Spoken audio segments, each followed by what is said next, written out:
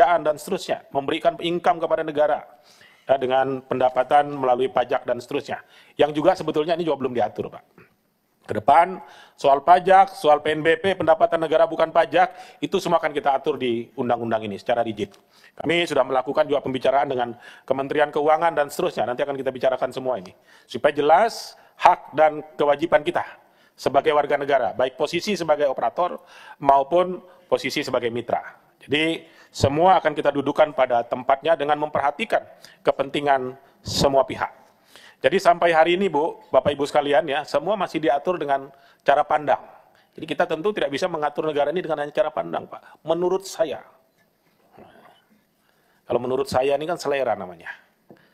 Nah, kalau selera ini bisa jadi selera kita beda. Saya suka pecel, Bapak mungkin sukanya apa namanya itu soto. Ya kan? Mungkin ada suka rendang, yang ini mungkin suka opor ayam. Jadi kita tidak bisa ngatur negara pakai hanya suka dan selera kita masing-masing. Di mungkin soal suka dan selera ini Bapak Ibu sudah mulai merasakan hari ini. Ya, kalau saya teruskan nanti ruangan ini jadi tertawa semua. Ya, jadi kita tidak bisa mengatur negara pakai suka-suka. Oleh karenanya kami dari Komisi 5 ini memfasilitasi. Memang juga merupakan kewenangan yang diatur oleh Undang-Undang Dasar. Salah satu fungsi DPR itu adalah mengatur. Salah satunya adalah membuat undang-undang, ya, fungsi legislasi bersama pemerintah menetapkan undang-undang. Ya, itu fungsi yang kami laksanakan hari ini. Sebelum undang-undang ini kita tetapkan dan kita bahas, tentu kami perlu pengayaan. Ya, pengayaan informasi, pengayaan pandangan dan seterusnya dari semua pihak. Terlebih daripada pelaku itu sendiri yang hari ini kita undang adalah teman-teman dari angkutan online. Bapak Ibu sekalian, itu sebagai pengantar barangkali di rapat dengar pendapat umum kita pada hari ini dengan Gojek, Grab, dan Maxim ya. Saya akan memberi kesempatan untuk teman-teman dari operator ya, angkutan online untuk menyampaikan paparannya atau pemikirannya.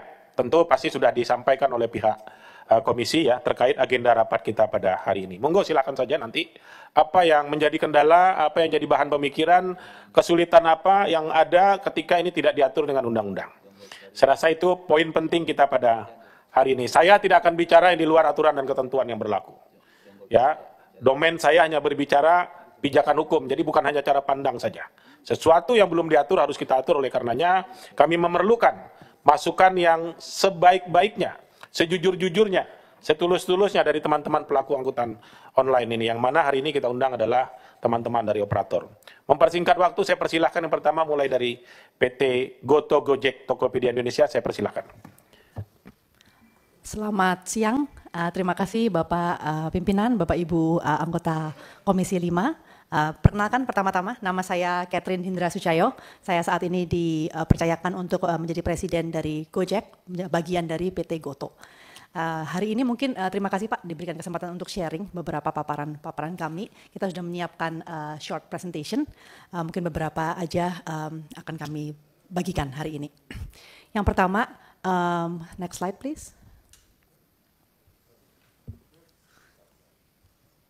Mungkin sedikit agenda yang ingin kami sharingkan hari ini. Nomor satu adalah model bisnis seperti Bapak bilang. Sementara mungkin ya Pak ya, tapi ini yang kita jalankan selama ini. Kedua adalah pengen sharing sedikit juga kalau berkenan mengenai dampak positif teknologi. Bagaimana ini juga mendukung bukan cuma untuk angkutan online, tapi bagaimana kesinambungan dengan kebutuhan transportasi lebih luas lagi. Dalam hal ini kita akan nyangkutin dengan public transportation. Ketiga, seperti kami juga sangat sadari, salah satu bagian dari Undang-Undang LLAJ ini yang terutama adalah mengenai keselamatan daripada mitra-mitra kami semua. Jadi kita akan sharing sedikit mengenai fitur-fitur dan apa usaha-usaha mengenai keselamatan mitra di angkutan online ini, terutama di Gojek. Yang ketiga juga dukungan tambahan yang sudah selama ini kami berikan kepada mitra pengemudi. Mungkin agak cepat berikutnya. Next one please, ya. Jadi seperti kalau boleh digambarkan gampangnya begitu ya, kami di Gojek itu mulai tahun 2010, mungkin sedikit history, kita launching aplikasi kami 2015, jadi tahun ini pas 10 tahun Pak kita berdiri, ada beberapa milestone juga yang sudah kami lewati. Tapi mengenai bisnis modelnya, jadi kita melihat Gojek itu adalah penyambung gitu, kita yang memfasilitasi menyambungkan antara pengguna masyarakat Indonesia yang menggunakan servis Gojek, itu dari transportasi, dari juga ada pengiriman makanan, juga ada kurir begitu. Kedua, menyambungkan antara user ini dengan pemitra pengemudi. Kalau kita memanggilnya micro entrepreneur begitu, karena mereka itu adalah kita melihat sebagai mikro UMKM pekerja, pelaku mitra UMKM. Mungkin kalau boleh sharing sedikit karena Gojek sebagai bagian Goto adalah perusahaan publik ya Pak, sudah jadi kita bisa share lebih banyak hari ini mengenai sistem kami melalui angka juga ya. Dan next slide. Dengan angka, mungkin kalau saya boleh sharing sedikit begitu ya. Ini angka 2024 karena yang sudah publikkan angka kita 2024 sampai kuartal ketiga kemarin. Jadi kuartal ketiga kita annualize-kan, angkanya itu kurang lebih, ini sesuai dengan report kami, earning call yang terakhir, itu gross transaction value, jadi perputaran transaksi adalah 54,6 triliun. Dari 54,6 triliun ini terbagi besarannya adalah sebagian transportasi 2 roda 4 roda dan juga pengiriman makanan. Jadi kalau dilihat sini 43,4% yaitu sekitar 23,7 triliun ini adalah uangnya langsung ke mitra makanan, mitra kuliner yang menjadi UMKM penyedia food delivery di GoFood. Kalau kita menganyakan GoFood gitu ya. Kalau untuk mitra driver 33,1%, sekitar 18 triliun itu tahun 2024 kemarin adalah langsung ke driver. Ini pendapatan daripada mitra-mitra pengemudi kami gitu. Terus habis itu pasti udah ada, mungkin Bapak Ibu kalau yang menggunakan platform kami pasti juga ada yang namanya promo, masih ada diskon gitu ya. Itu yang kita panggil user incentive, itu sekitar 7,4 triliun. Sisanya 4,8 triliun itu other cost, ini untuk pengembangan teknologi kami, untuk OPEX dan lain sebagainya. Jadi kalau kembali lagi, in short, tahun 2024 itu 9 bulan sampai kuartal ketiga diannualize-kan, EBITDA kami sekitar di bawah 1 triliun. Jadi ini untuk menunjukkan bagaimana kalau memang model bisnis kami saat ini adalah kemitraan. Jadi kemitraan bukan hanya dengan mitra driver, tapi juga dengan pelaku UMKM yang menyediakan kuliner ini. Mungkin itu sedikit mengenai bisnis model saat ini yang kami jalankan. Mungkin ini kalau bisa kami lanjutkan sedikit pertanyaannya karena hari ini lebih mengenai lalu lintas angkutan jalan begitu ya, lebih untuk transportasi seperti yang saya sebutkan. Kami juga sangat-sangat privilege Pak, kalau boleh Bapak Ibu kalau boleh sharing, kami itu pertama kali yang memperkenalkan di dunia perusahaan merah putih karya-karya anak bangsa yang bisa menggabungkan antara private ride hailing, jadi angkutan online dengan transportasi publik. Jadi ini kita launching mungkin sekitar 18 bulan yang lalu, di mana dimulai waktu itu dengan kereta komuter. Jadi ini komuter digabungkan dengan KRL, ya KRL digabungkan dengan ojol gitu. Bagaimana sistemnya? Karena kita pelajarin seperti ini, kalau boleh sharing sedikit. Jadi banyak sekali pengguna daripada GoRide, Gojek itu, mereka menggunakan sebagai first mile dan last mile. Misalnya tinggalnya di Bekasi gitu, dia naik GoRide ke stasiun, di stasiun dia naik KRL sampai stasiun Blok M, stasiun manapun itu, terus ngambil GoRide lagi sampai ke kantor. Jadi kita lihat memang use case-nya dari penggunaan angkutan ini adalah sebagai pelengkap daripada middle mile yang transportasi publik ini, terutama untuk roda 2. Jadi ini di mana kita lihat menyediakan berdasarkan inovasi teknologi untuk menyediakan solusi yang berkesinambungan holistik end to end, itu memang kita harus menggabungkan antara angkutan publik dari pemerintah dengan swasta begitu. Kalau kita dipanggilnya kalau ngomong sama KRL feedernya Pak, feedernya buat konsumen lebih mudah. Jadi ini inovasi kami yang kami lakukan, sempat waktu itu kita juga di acara dengan Kemenhub begitu. Mungkin berikutnya. Ini cepat aja, nggak perlu dibahas, karena ini menunjukkan bagaimana kita bisa mengintegrasikan antara KRL ini di Jabodetabek dan di Jogja Solo dengan Gojek. Saat ini kita juga berbicara dengan publik transportasi yang lain, supaya ini nggak cuma di komuter lain, tapi juga bisa di publik transportasi yang lain-lainnya gitu.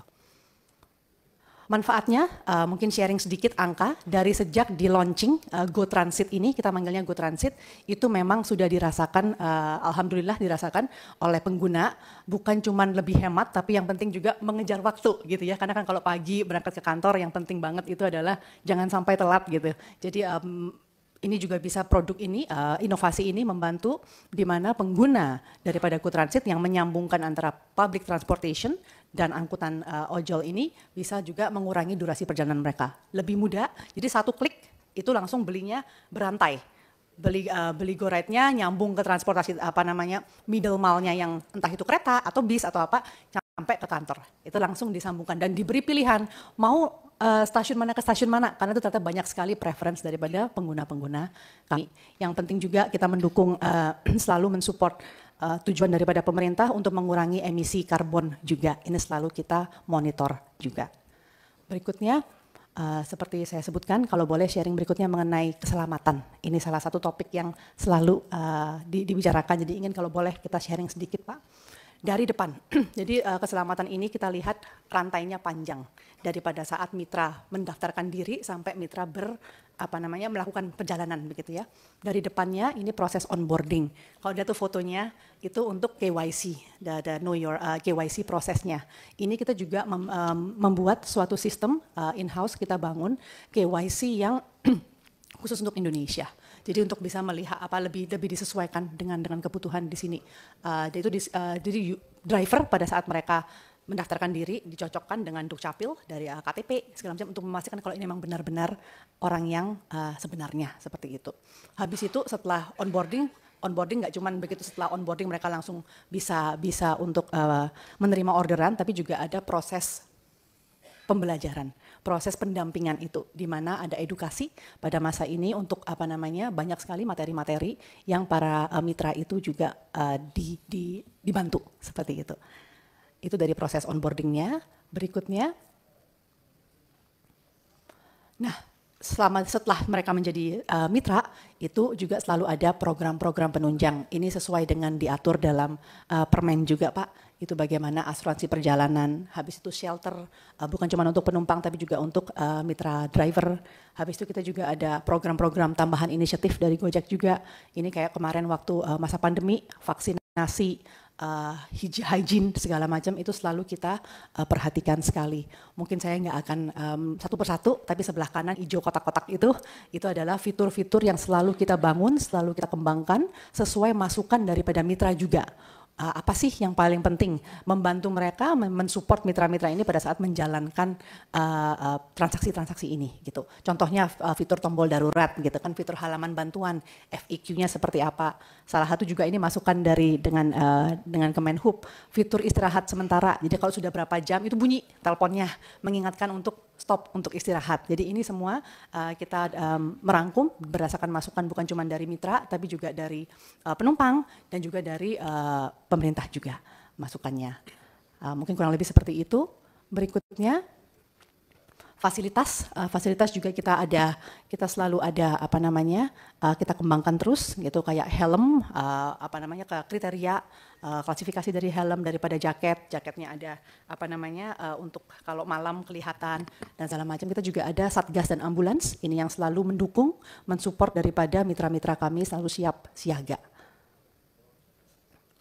Berikutnya, ini juga mengikuti daripada arahan, kita juga ada asuransi perjalanan untuk semua produk yang ada di Gojek gitu. Ini yang kemarin Bapak, makasih Pak sudah hadir juga gitu, setahun sekali kita pasti ada apel keselamatan di mana untuk driver-driver itu Ini periode lalu, jangan salah. Betul Pak, bukan periode sekarang. Bulan berapa ini Bu? Ini tahun 2023 ya, 2023 ya Pak. Ya.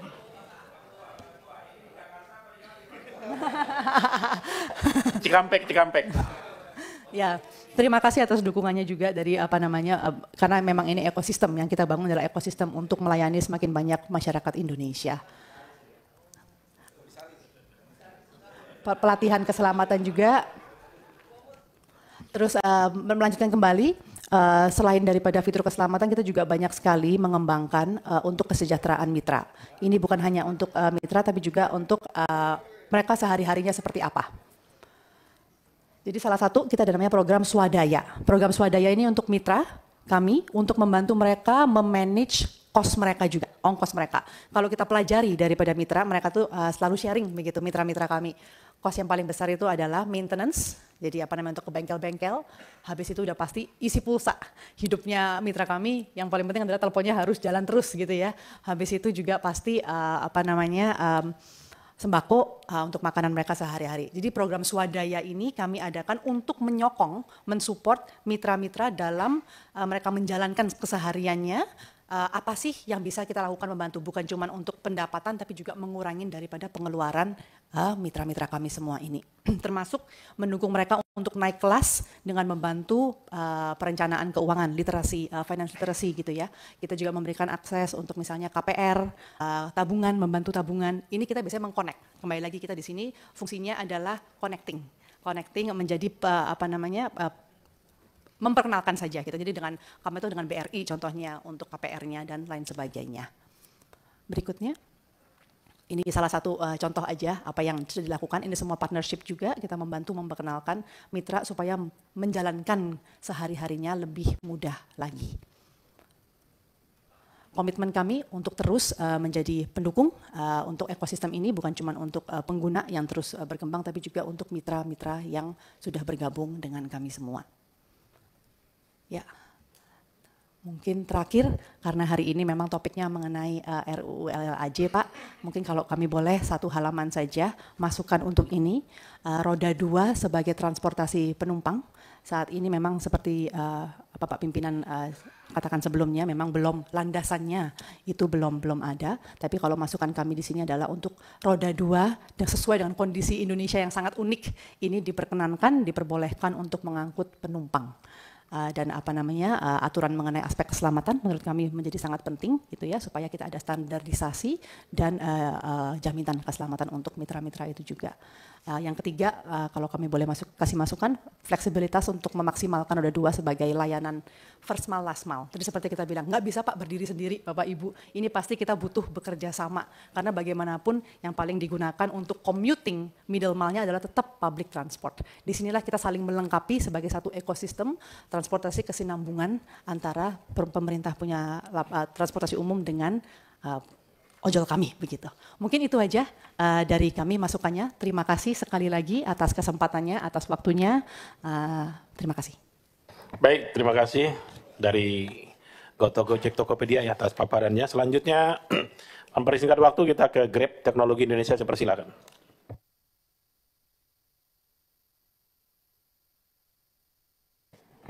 Coba itu mic-nya mati mana dari sekretariat.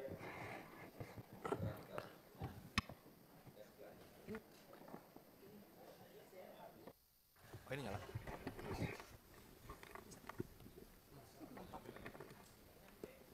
Sebentar, bisa diperbaiki sebentar, Mas. Sepertinya ada yang lepas itu.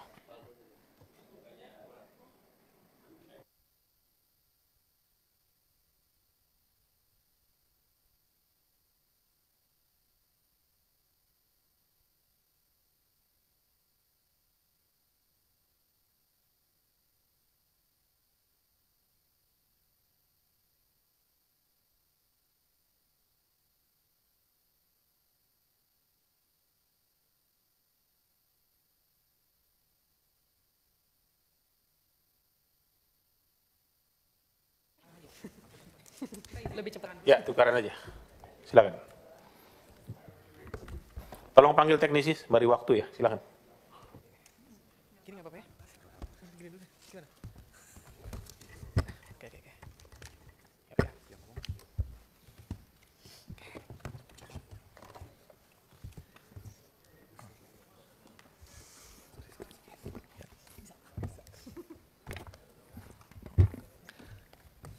Baiklah, Assalamualaikum warahmatullahi wabarakatuh. Selamat siang dan salam sejahtera bagi kita semua. Perkenalkan, nama saya Kertapradana sebagai Senior Director untuk Commercial and Business Development, mewakili Grab Indonesia. Pertama-tama kami mengucapkan apresiasi yang tinggi atas atensi Bapak Pimpinan dan Bapak Ibu Dewan yang terhormat terhadap kami selaku perusahaan aplikasi platform digital serta perhatiannya terhadap kesejahteraan mitra pemudi kami. Izinkan hari ini kami untuk memaparkan bagaimana bisnis kami berjalan, bagaimana kontribusi terhadap perekonomian Indonesia dan mitra. serta pandangan dan masukan kami terhadap rancangan undang-undang tentang lalu lintas dan angkutan jalan LLAJ. Slide berikutnya. Jadi seperti juga Goto, Grab adalah perusahaan aplikasi penyedia platform teknologi yang mempertemukan para konsumen yang memiliki kebutuhan dengan para mitra pengemudi, pedagang, atau UMKM yang menawarkan jasa atau produk mereka kepada para konsumen tersebut. Melalui inovasi teknologi yang kami kembangkan, Grab selalu berusaha untuk mempermudah proses-proses ini agar para konsumen Grab dapat mengkonsumsi layanan atau produk dari para mitra kami yang meningkatkan pendapatan atau omset mereka. Alhamdulillah cukup banyak konsumen dan mitra yang mendapatkan manfaat dari platform Grab. Menurut studi ITB di tahun 2003, satu dari 4 masyarakat Indonesia sudah bergantung kepada layanan yang kami jalankan pada saat ini. Slide berikutnya. Dalam kaitannya dengan jasa atau produk yang dapat ditawarkan oleh para mitra Grab kepada konsumen, saat ini ada 4 pilar layanan. Pertama adalah transportasi, di mana mitra Grab bisa mengantarkan penumpang dengan menggunakan GrabCar atau GrabBike. Kedua, GrabFood dan GrabMart, pengantaran makanan dan belanjaan, di mana mitra Grab bisa mengantarkan makanan ke konsumen dari mitra restoran, toko, atau UMKM yang dipilih. Ketiga, Grab Express, pengantaran barang personal, di mana mitra Grab bisa mengantarkan belanjaan dari konsumen yang satu ke konsumen yang lainnya.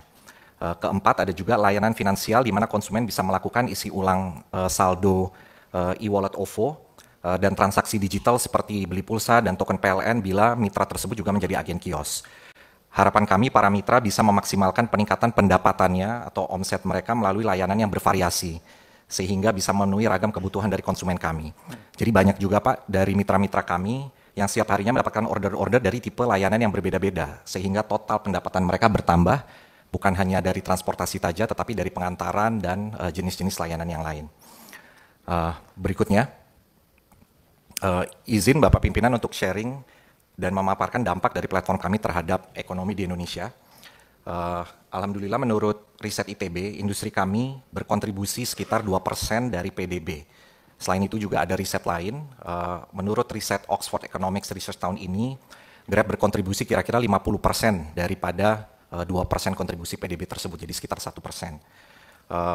Di riset ITB juga hampir menemukan, nah ini yang sebetulnya kita cukup senang Pak, adalah hampir 50% mitra pengemudi ojol Grab sebelumnya adalah korban PHK, tidak memiliki pekerjaan sama sekali, dan rata-rata mereka mendapatkan peningkatan pendapatan bulanan minimum 2 kali lipat setelah bergabung dengan platform Grab. Nah, kemudian peningkatan pendapatan tersebut juga mendorong mitra UMKM untuk bisa menciptakan 2,3 juta kesempatan kerja baru melalui digitalisasi platform Grab selama 2020 sampai 2024. Jadi dengan ada pendapatan tambahan sehingga mereka bisa melakukan ekspansi bisnis dan mungkin mereka bisa merekrut lebih banyak lagi orang untuk membuka lapangan pekerjaan. Slide berikutnya. Nah, selain dari segi ekonomi, Grab juga mempunyai komitmen untuk terus mengembangkan layanan transportasi ramah lingkungan. Jadi kita berusaha kita mempunyai komitmen untuk mencapai carbon neutral by tahun 2040 Pak. Dan dalam prosesnya saat ini sudah ada lebih dari 11.000 unit kendaraan Grab elektrik yang tersedia di lebih dari 10 kota dengan total perjalanan, jadi dari total order yang sudah dipenuhi oleh kendaraan listrik kami sudah mencapai 250 juta kilometer Pak, dengan lebih dari 30.000 ton pengurangan emisi. Tentunya pencapaian, slide berikutnya. Tentunya pencapaian Grab sebagai platform tidak lepas dari peran serta aktif mitra pengemudi kami. Dan untuk membantu para mitra, Grab memiliki program juga Grab Benefit. Tujuannya adalah memberikan dukungan dan kemudahan bagi para mitra kami dalam kesehariannya. Nah, dalam memberikan program Grab Benefit ini, kami juga bekerja sama dengan ada sekitar 290 rekanan sepanjang 2024, seperti contohnya BPJS TK, Klinik Pratama, dan Ahas Motor untuk kategori keselamatan kerja mereka.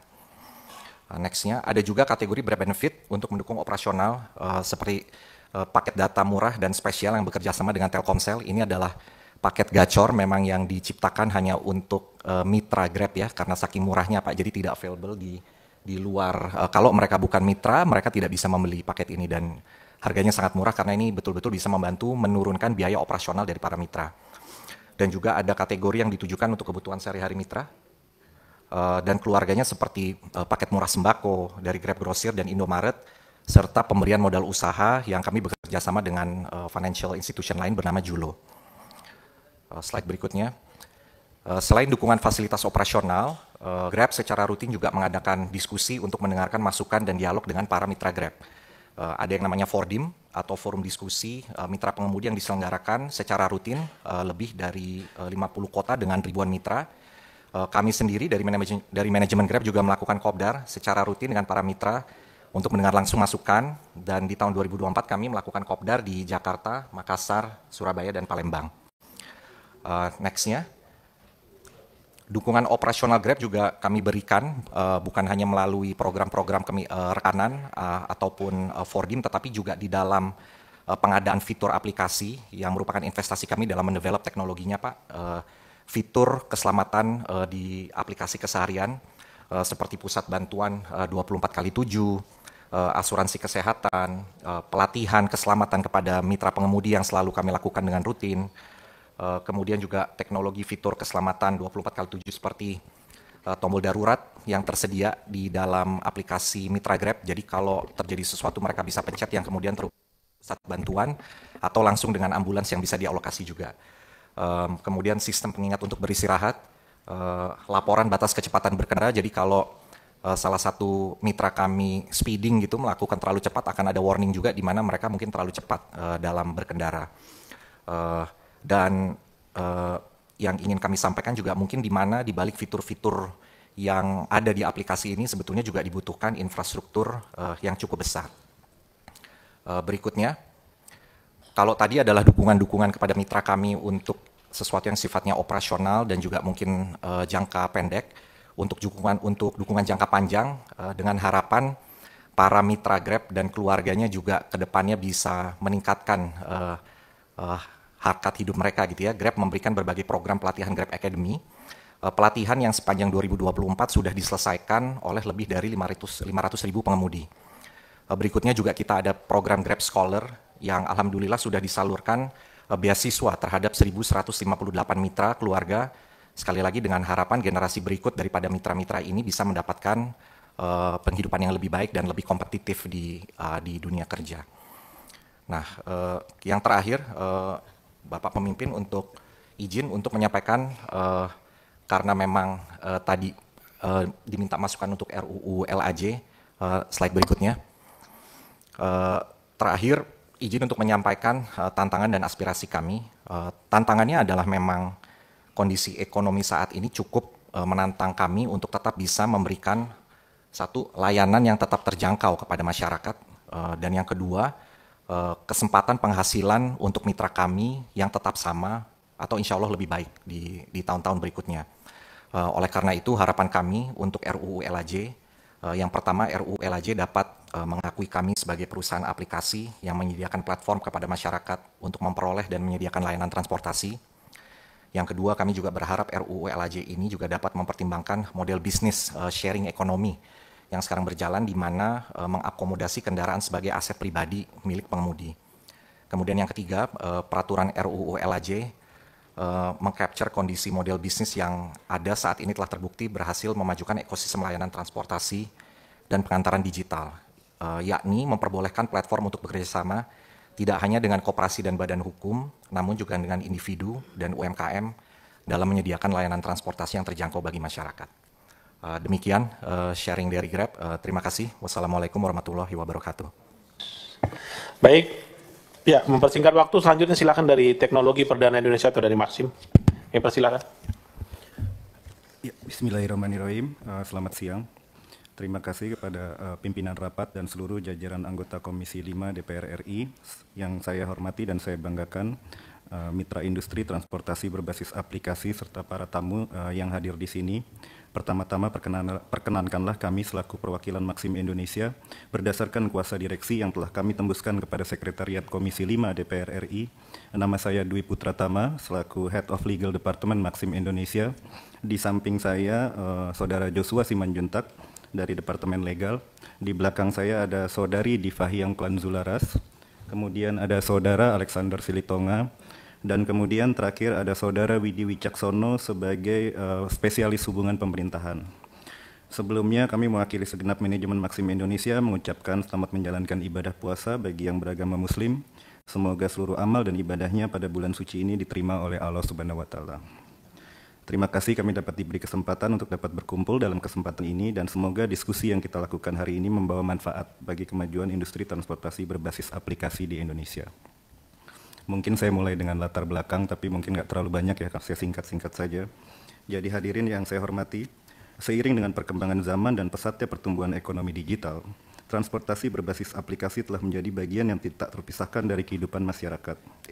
Sebagai salah satu penyedia layanan transportasi berbasis aplikasi atau aplikator, Maxim hadir dengan komitmen untuk menyediakan layanan yang terjangkau, inovatif, serta berkomitmen untuk menciptakan ekosistem transportasi yang baik dan bermanfaat.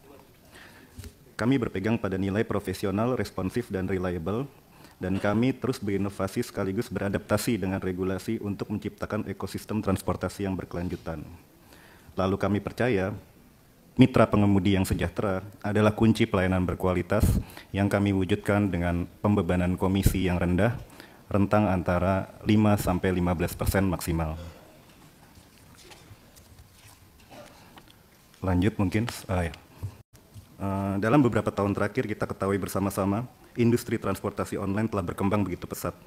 Berdasarkan laporan yang kami temui ya, di dalam e-economy Southeast Asia tahun 2019 yang dibuat oleh Google, Temasek, serta Bain & Company, Indonesia tercatat sebagai pasar retailing terbesar di ASEAN dengan pertumbuhan yang cukup signifikan.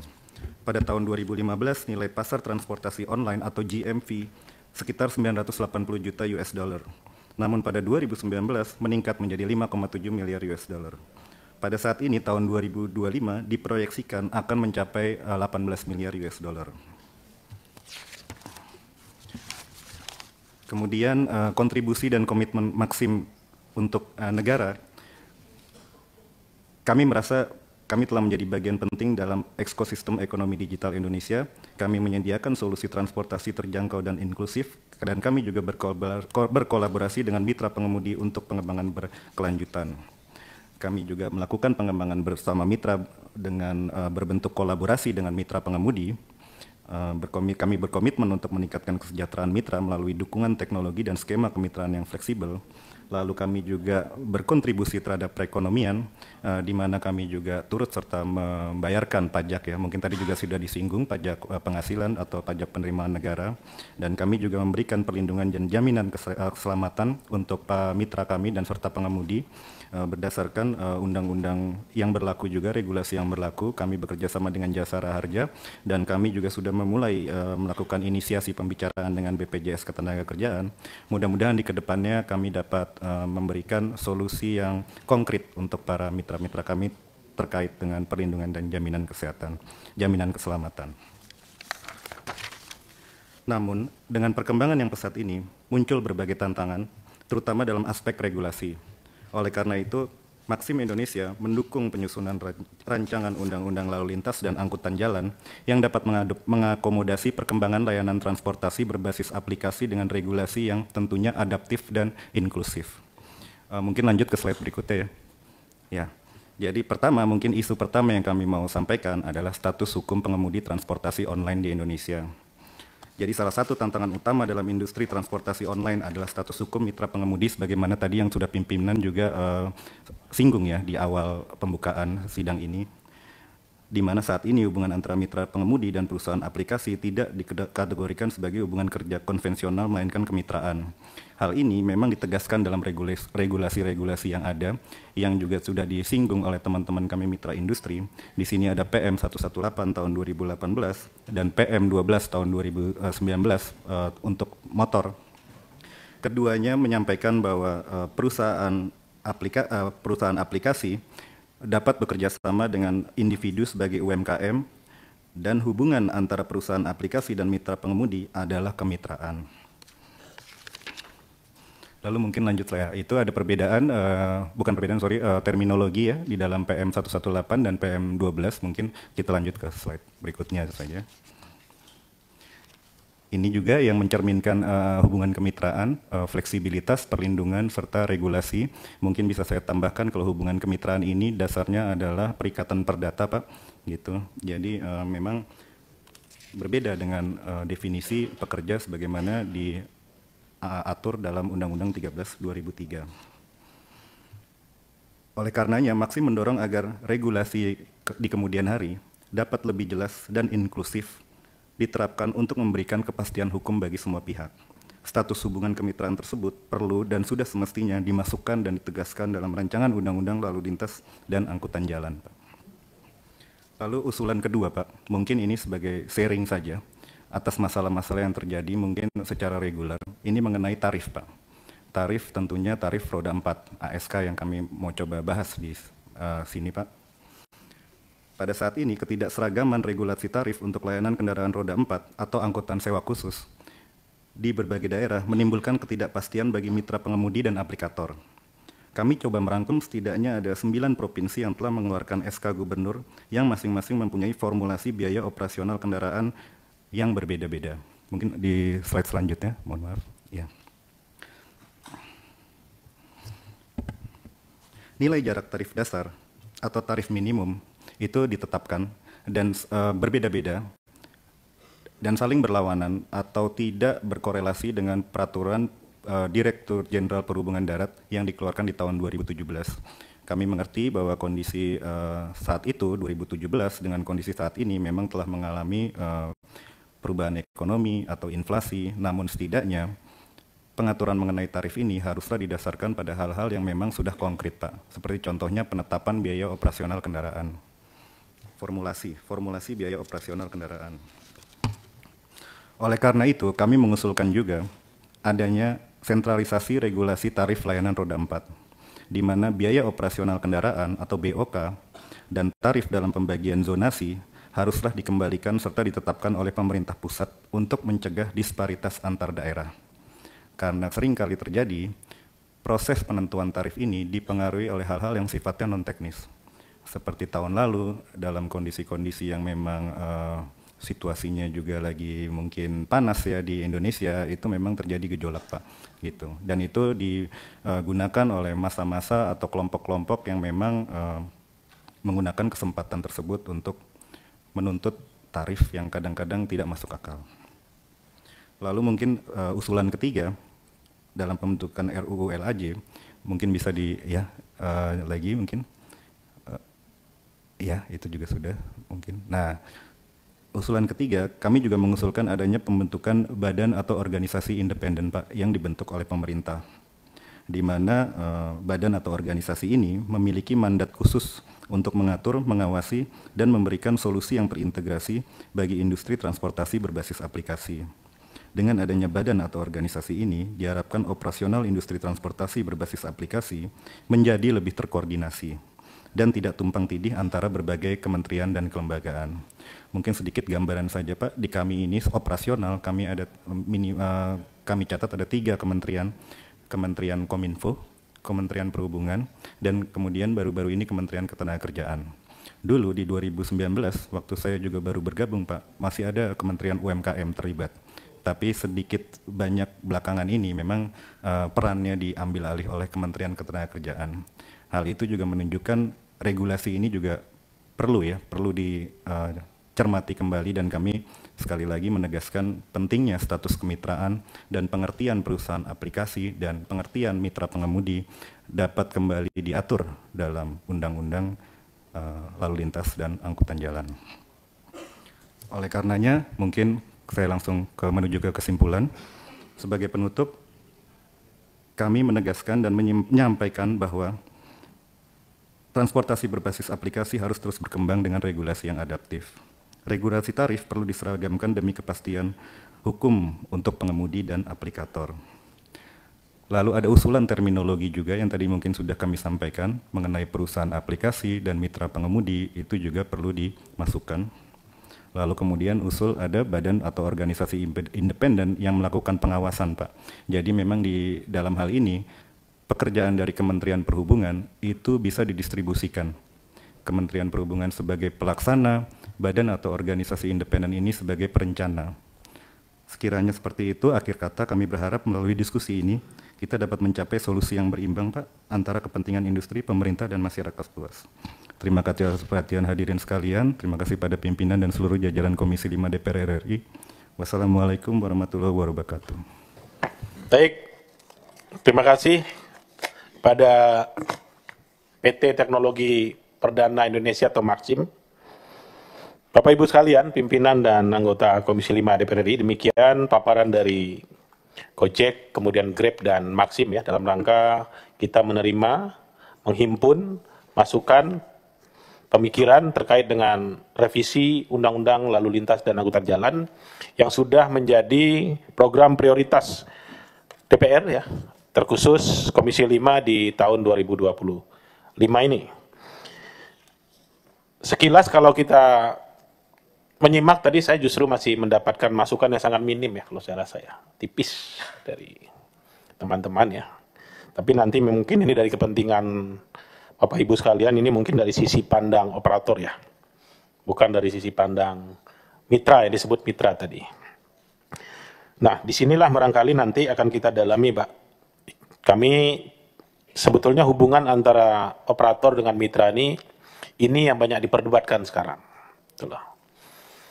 Kita ambil contoh kecil saja, kalau kita punya perusahaan mau terima orang kerja sama kita, itu ada proses, Pak.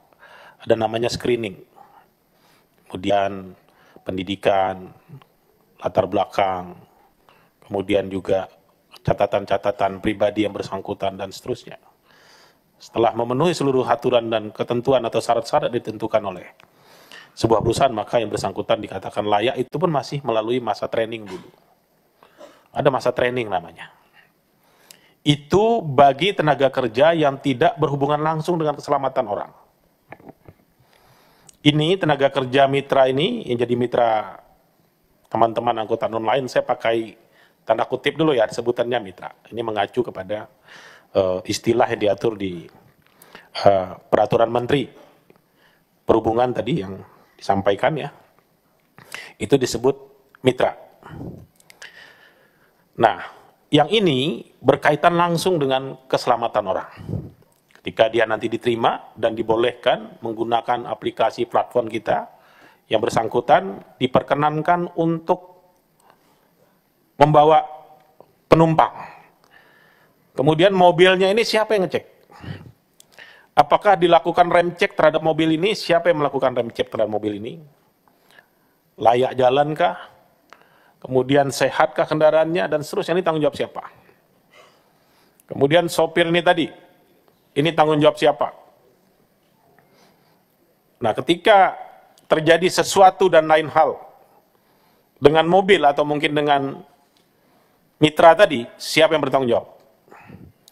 Inilah persoalan yang muncul. Sebetulnya kami ingin mendengar masukan di sini tadi lebih dalam, tapi saya lihat tidak ada satupun dari aplikator ini yang memberikan kita sedikit masukan tentang ini. Ketika menyangkut kepentingan pemakai jasa atau konsumen yang menggunakan aplikasi yang berbuah kepada diberikan kewenangan kepada mobil yang mitranya sudah ditentukan oleh aplikasi tadi, aplikator tadi, untuk membawa orang. Nah, siapa yang menjamin keselamatan penumpang ini? Atau ketika terjadi sesuatu dan lain hal, siapa yang bertanggung jawab terhadap penumpang ini? Ini persoalan yang banyak terjadi di masyarakat, yang banyak didiskusikan orang hari ini terkait dengan angkutan online. Beda dengan angkutan konvensional, Pak. Misal, taksi yang ada sekarang Bluebird misalnya. Bahkan saya punya pengalaman kalau dengan Bluebird itu, pernah saya ketinggalan tas di dalam mobil itu, tapi saya waktu naik mencatat dia punya nomor kendaraannya. Itu kebetulan kan kalau kita duduk di sebelah kita tuh ada nomornya ya, nomor registrasinya. Tinggal kita telepon ke ke call centernya mereka, dan barang itu dengan aman. Jadi sistem membuat kecil kemungkinan terjadi hal-hal yang tidak diinginkan. Walaupun tadi teman-teman juga sudah sedikit memberi gambaran, ada sistem yang dibangun terkait security di kita. Bapak Ibu sekalian, sistem itu buatan kita, Pak. Apakah itu bisa dilanggar? Pasti. Pernah dilanggar? Pasti. Pernah tidak berjalan sesuai keinginan? Pasti. Pertanyaannya, siapa yang bertanggung jawab? Disinilah titik soal yang muncul sehingga kami anggap perlu ini diatur secara khusus. Nanti termasuk sebutan mitra tadi, apakah nanti dia akan berupa mitra dan seterusnya. Kami akan mengundang juga teman-teman mitra yang disebut mitra tadi ke sini. Di waktu yang akan datang ya, besok kami dengan Masyarakat Transportasi Indonesia dan Badan Perlindungan Konsumen. Besok ya, kami akan dengar masukan dari mereka. Selanjutnya nanti dengan mitra mungkin kita akan agendakan minggu depan, kita akan menghimpun secara seksama seluruh masukan dari berbagai pihak. Termasuklah kemarin ketika muncul tuntutan minta THR. Ya, tentu itu bukan domain Komisi 5, kami tidak masuk di ranah itu ya, bukan bagian kami urusan tenaga kerjaan. Kami tidak ngatur tenaga kerja di sini, Pak.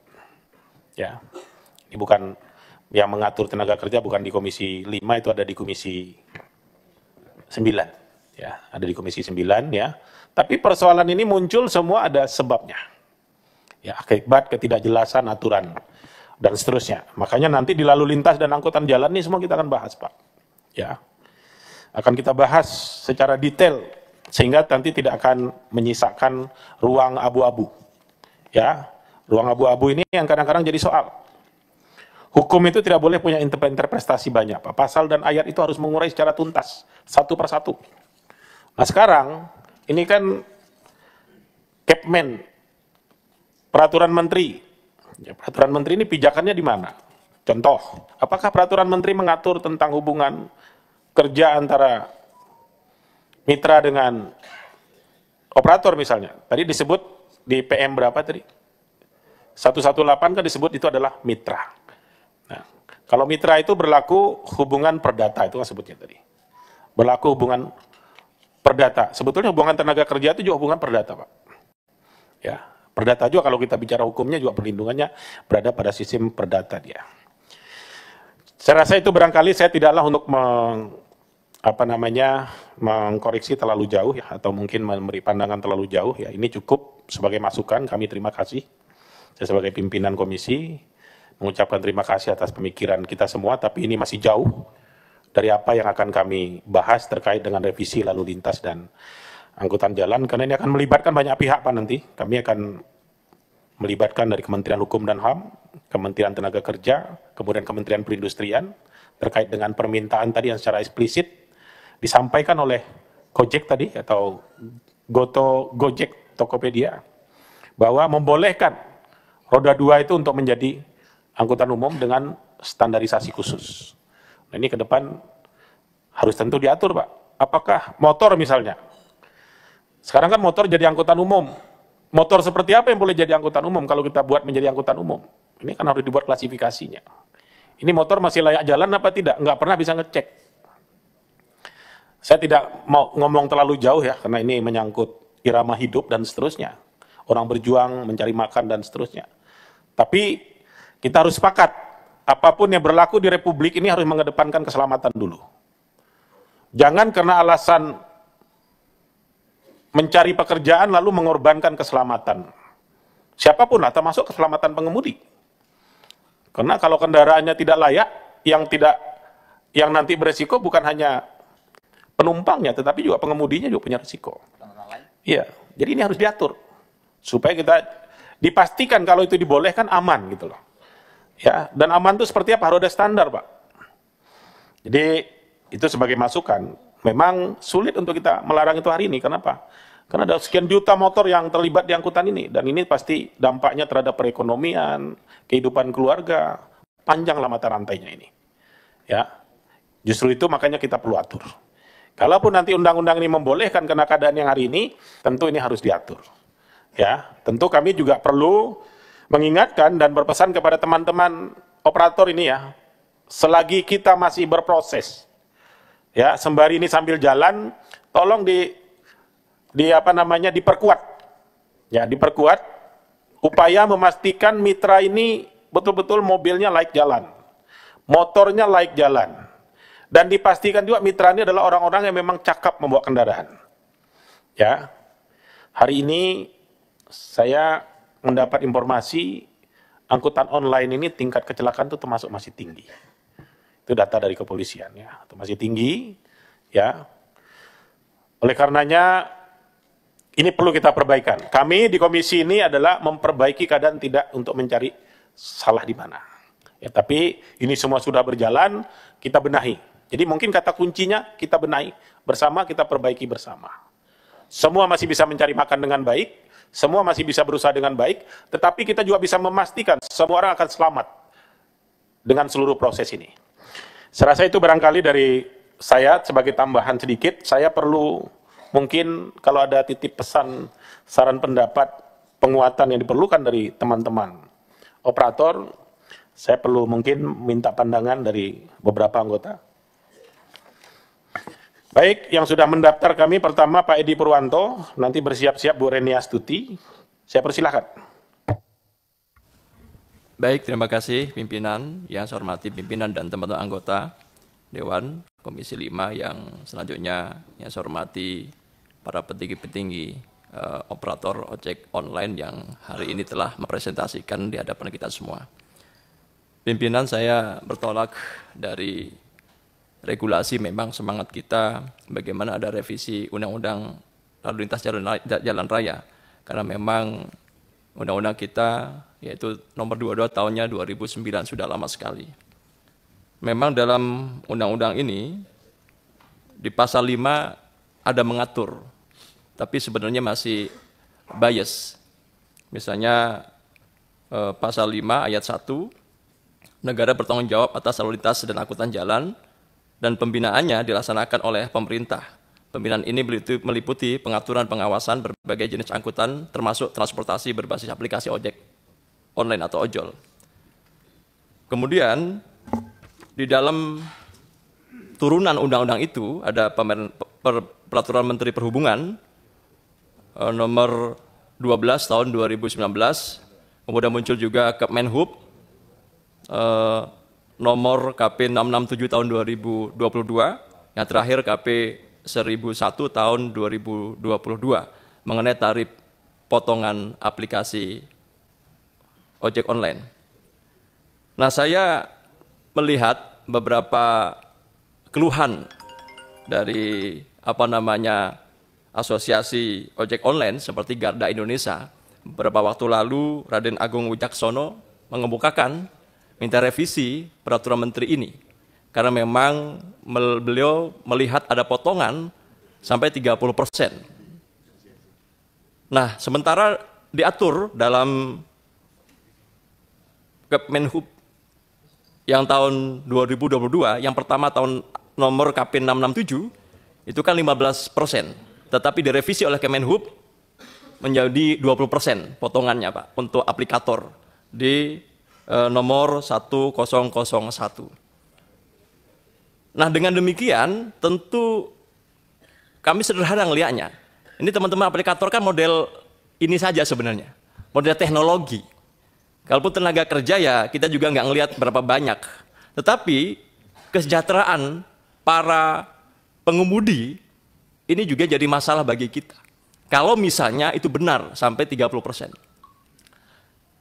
Ini saya alami sendiri, pimpinan. Tepat pada tanggal 9 bulan 2, saya dari Pondok Ranji menuju DPR.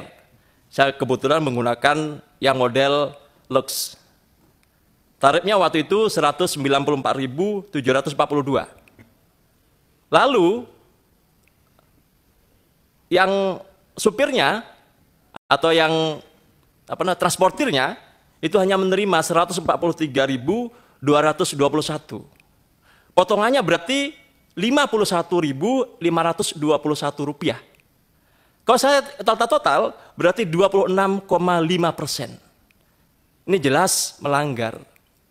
Itu saya sendiri. Awalnya saya tidak mau bicara tentang tarif. Kebetulan orang itu saya mau ke DPR, dibilang, Bapak mau ke DPR? Iya. Bapak anggota? Saya bilang, mohon maaf, saya staf anggota waktu itu. Cerita, Pak tadi Bapak berapa?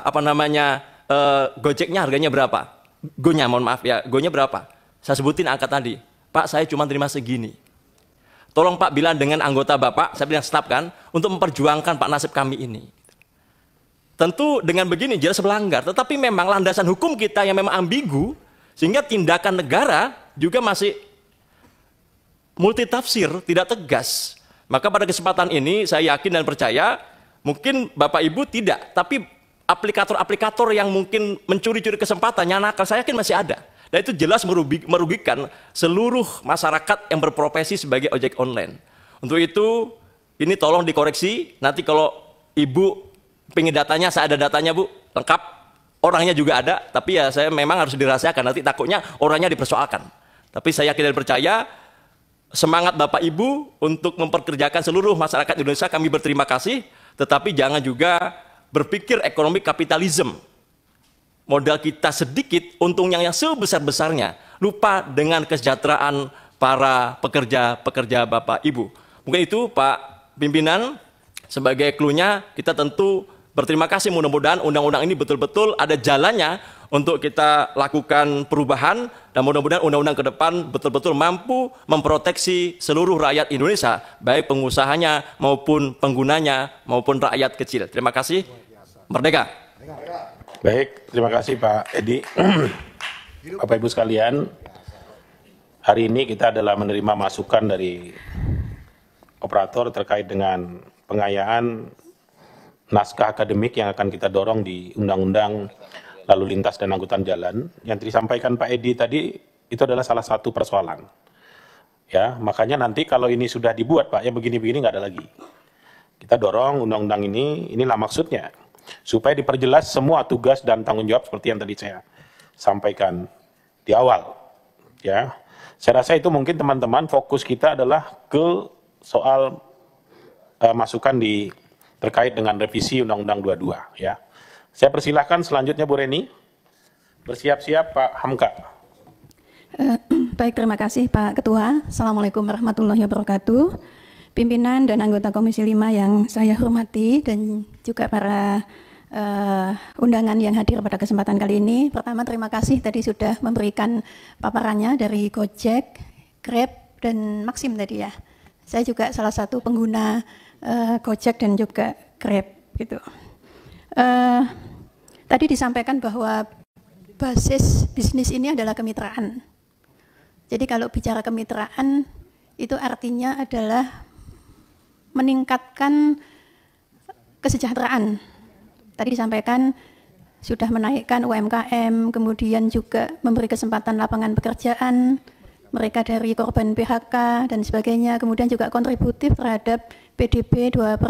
Tadi disampaikan juga pada konteks ini kita bisa memahami bahwa memang mencari pekerjaan itu tidak mudah dan alternatif pilihan pekerjaan saat ini diantaranya adalah ojek online.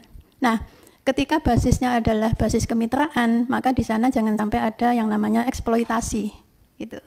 Kalau kemudian tadi disampaikan kontribusi 2%, saya berpikir bahwa yang memberikan kontribusi 2% kepada negara bisa jadi tidak hanya aplikator, tapi para pengemudi online yang juga memberikan kontribusi besar terhadap pertumbuhan ekonomi nasional.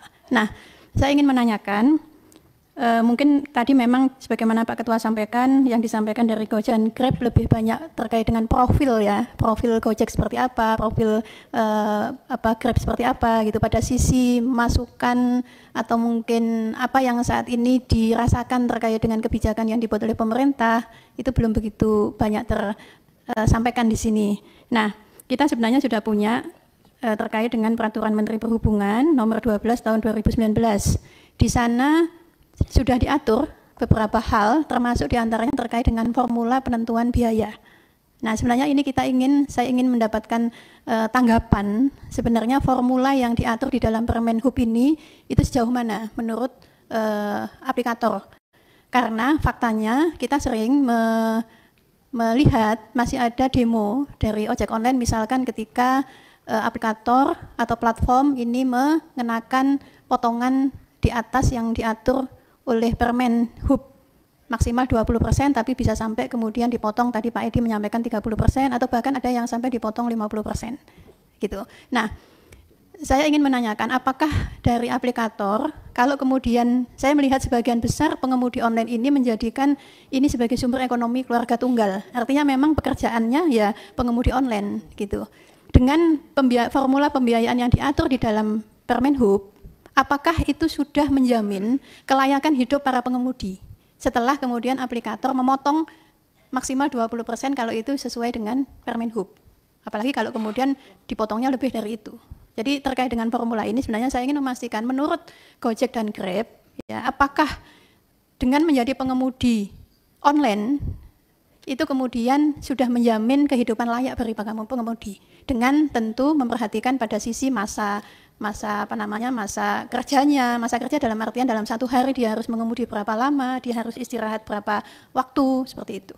Sehingga kemudian kalau ini kemudian berkembang, transportasi online ini semuanya mendapatkan kemanfaatan karena tadi basisnya adalah bicara tentang kemitraan. Negara mendapatkan kontribusi, kemudian dari aplikator juga, kemudian dari pengemudi juga, kemudian sejahtera, kemudian konsumen terlayani untuk aktivitas sehari-harinya.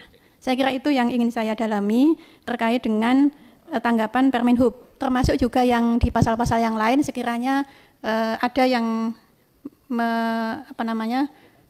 dirasa kemudian itu perlu mendapatkan evaluasi-evaluasi, saya kira bisa disampaikan. Kalau mungkin tidak dalam di sini, mungkin bisa disusulkan. Kalau bisa di sini, alhamdulillah. Terima kasih. Assalamualaikum warahmatullahi wabarakatuh. Terima kasih Bu Reni. Selanjutnya Pak Hamka, saya persilakan. Siap-siap Pak Arianto. Bismillahirrahmanirrahim. Assalamualaikum warahmatullahi wabarakatuh. Pimpinan dan seluruh anggota yang saya hormati, Bapak Ibu sekalian, para penyelenggara yang menyebut diri sebagai aplikator. Terima kasih atas waktunya. Saya semakin bingung sebenarnya. Aturan-aturan pemerintah ini juga seharusnya ada dasar hukumnya, seperti permen dan sebagainya. Kalau kami mau merevisi undang-undang atau membuat undang-undang, yang pertama itu didefinisikan dan didiskusikan, apa sih definisinya perusahaan Bapak? Definisi perusahaan Bapak apa? Apakah aplikator saja toh? Atau aplikator transportasi? Ya. Atau perusahaan transportasi. Sulit kita masukkan di dalam Undang-Undang Nomor 22. Jenis kelaminnya Undang-Undang Nomor 22 tidak ada. Ini yang harus diluruskan. Karena bapak-bapak juga sudah berkontribusi. Kasihan sudah jutaan rakyat juga menggantungkan hidupnya untuk hidup di negara ini. Bapak mau mendefinisikan diri sebagai perusahaan transportasi. Yang benar perusahaan transportasi yang menggunakan online dan offline itu adalah Bluebird. Itu yang benar. Kalau kita kembali pada persoalan dasarnya. Karena ini sudah terlanjur semua masuk. Makanya kita coba meluruskan. Kita masuk di mana di situ? Boleh saya katakan bahwa Bapak hanya menyediakan aplikasi saja toh. Nggak ada yang lain. Motor tidak punya. Didefinisikan sebagai mitra lagi. Yang seenaknya misalnya, kalau seenaknya menentukan tarif. Ini Pak, saya seluruh peraturan menteri mengenai biaya selalu mengacu di situ mengatakan biaya transportasi roda 2. Menteri pun ini mengakui bahwa transportasi untuk umum itu roda 2 padahal melanggar aturan Undang-Undang Nomor 22. Coba baca baik-baik semua keputusannya. Itu loh Pak. Nah oleh karena itu tentu kami senang pemerintah melakukan ini karena terpaksa. Sudah terlalu banyak rakyat yang menggantungkan hidupnya kepada aplikasi. Harus dicari jalan keluarnya. Ya. Jadi Bapak dan Ibu sekalian, saya mau mencari definisinya. Bapak posisinya di mana? Itulah yang mau direvisi. Baru kita pasal demi pasal normanya seperti apa. Ada masukan dari ini sudah memberikan definisi. Ini pun juga kita perlu debat. Siapa yang bertanggung jawab dari sisi kecelakaan dan sebagainya. Ada yang usulan di sini pengemudi transportasi berbasis aplikasi. Itu definisi dia terjemahkan. Itu belum bisa kita terima begitu aja. Tetapi terima kasih sudah memberikan definisi. Ini dari mana ini? Maxim ya. Ada tulisannya Maxim ini. Sudah mendefinisikan dirinya.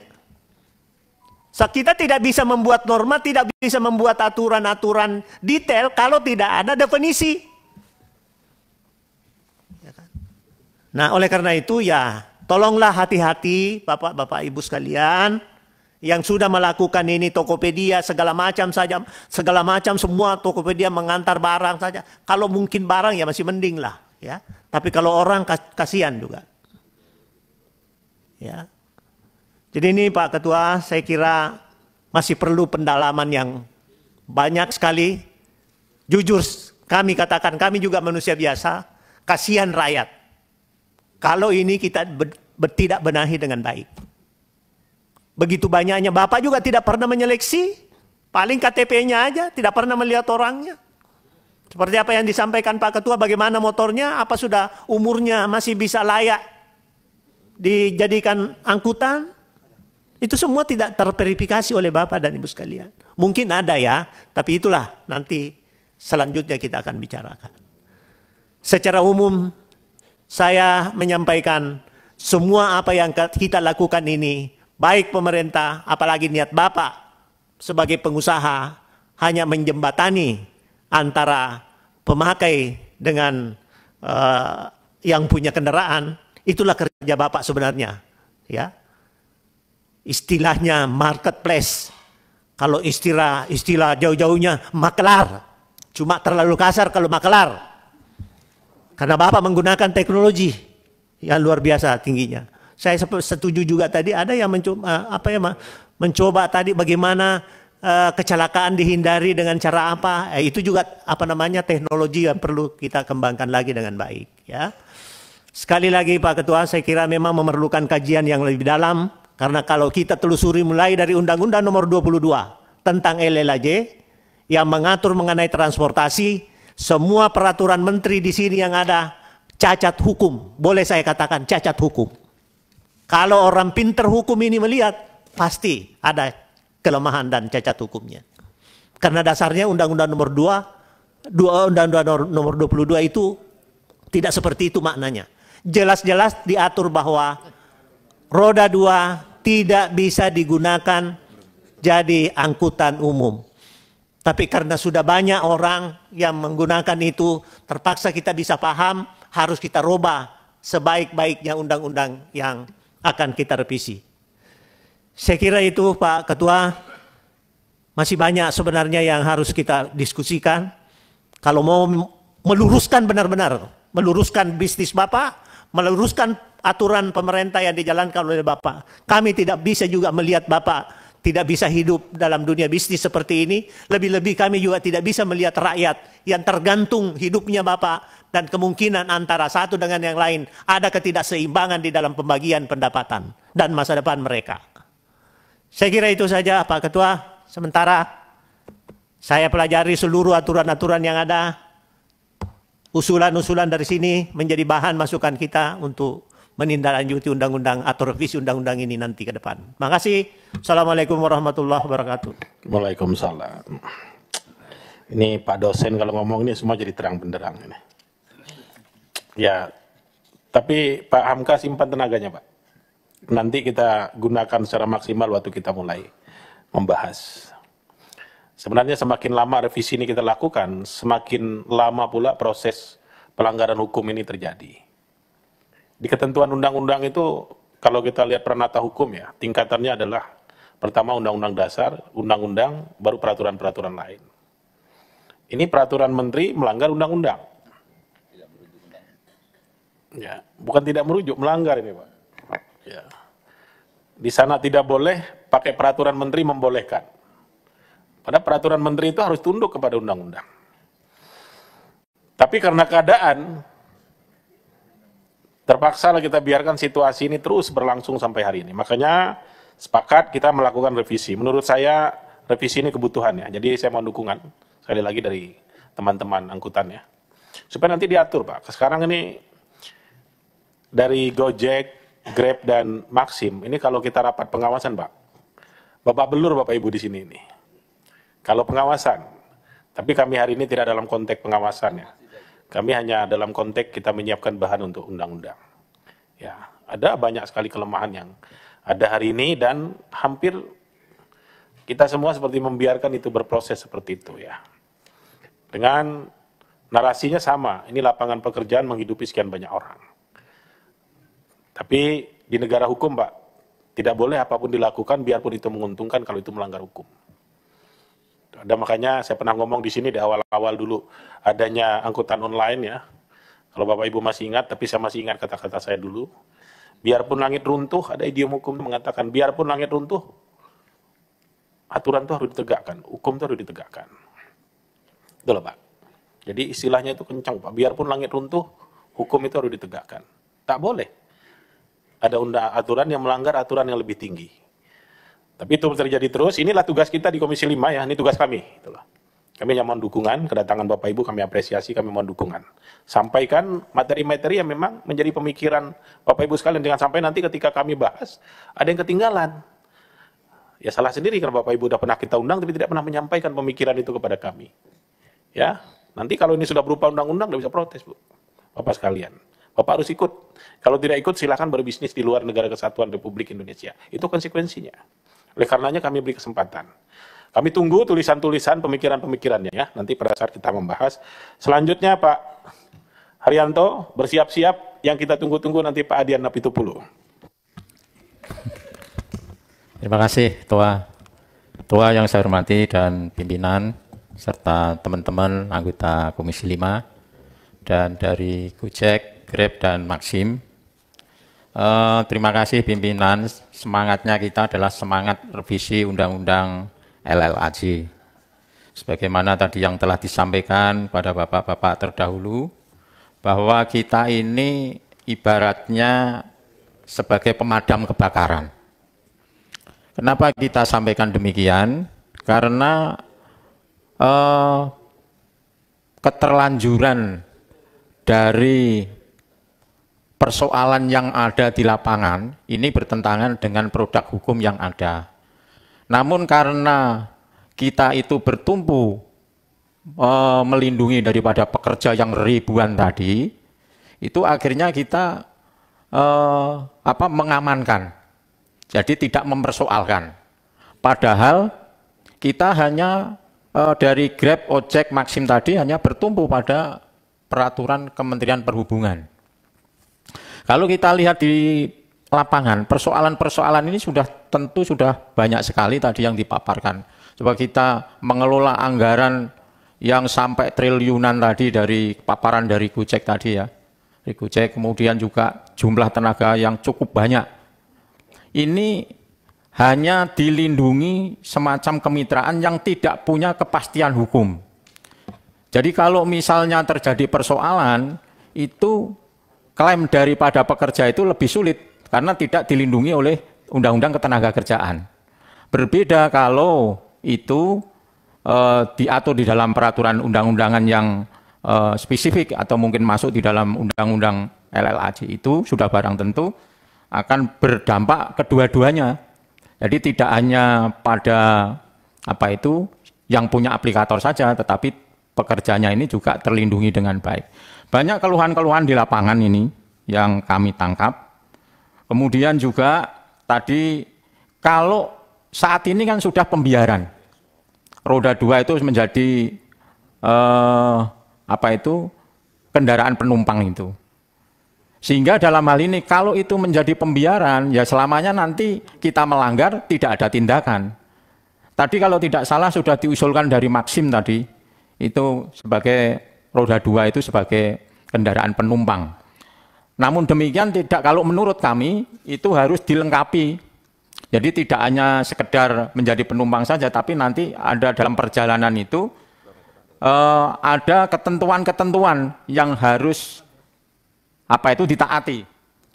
Satu contoh misalnya kendaraan itu tadi disampaikan tidak pekerjanya itu karena tidak terverifikasi, kemudian kendaraan pun juga tidak ada tidak terdeteksi secara detail, ini paling tidak sepeda motor atau kendaraan roda 2 itu wajib diuji secara berkala. Itu salah satu contoh, misalnya dilengkapi dengan SIM umum. Kemudian plat nomor juga berbeda.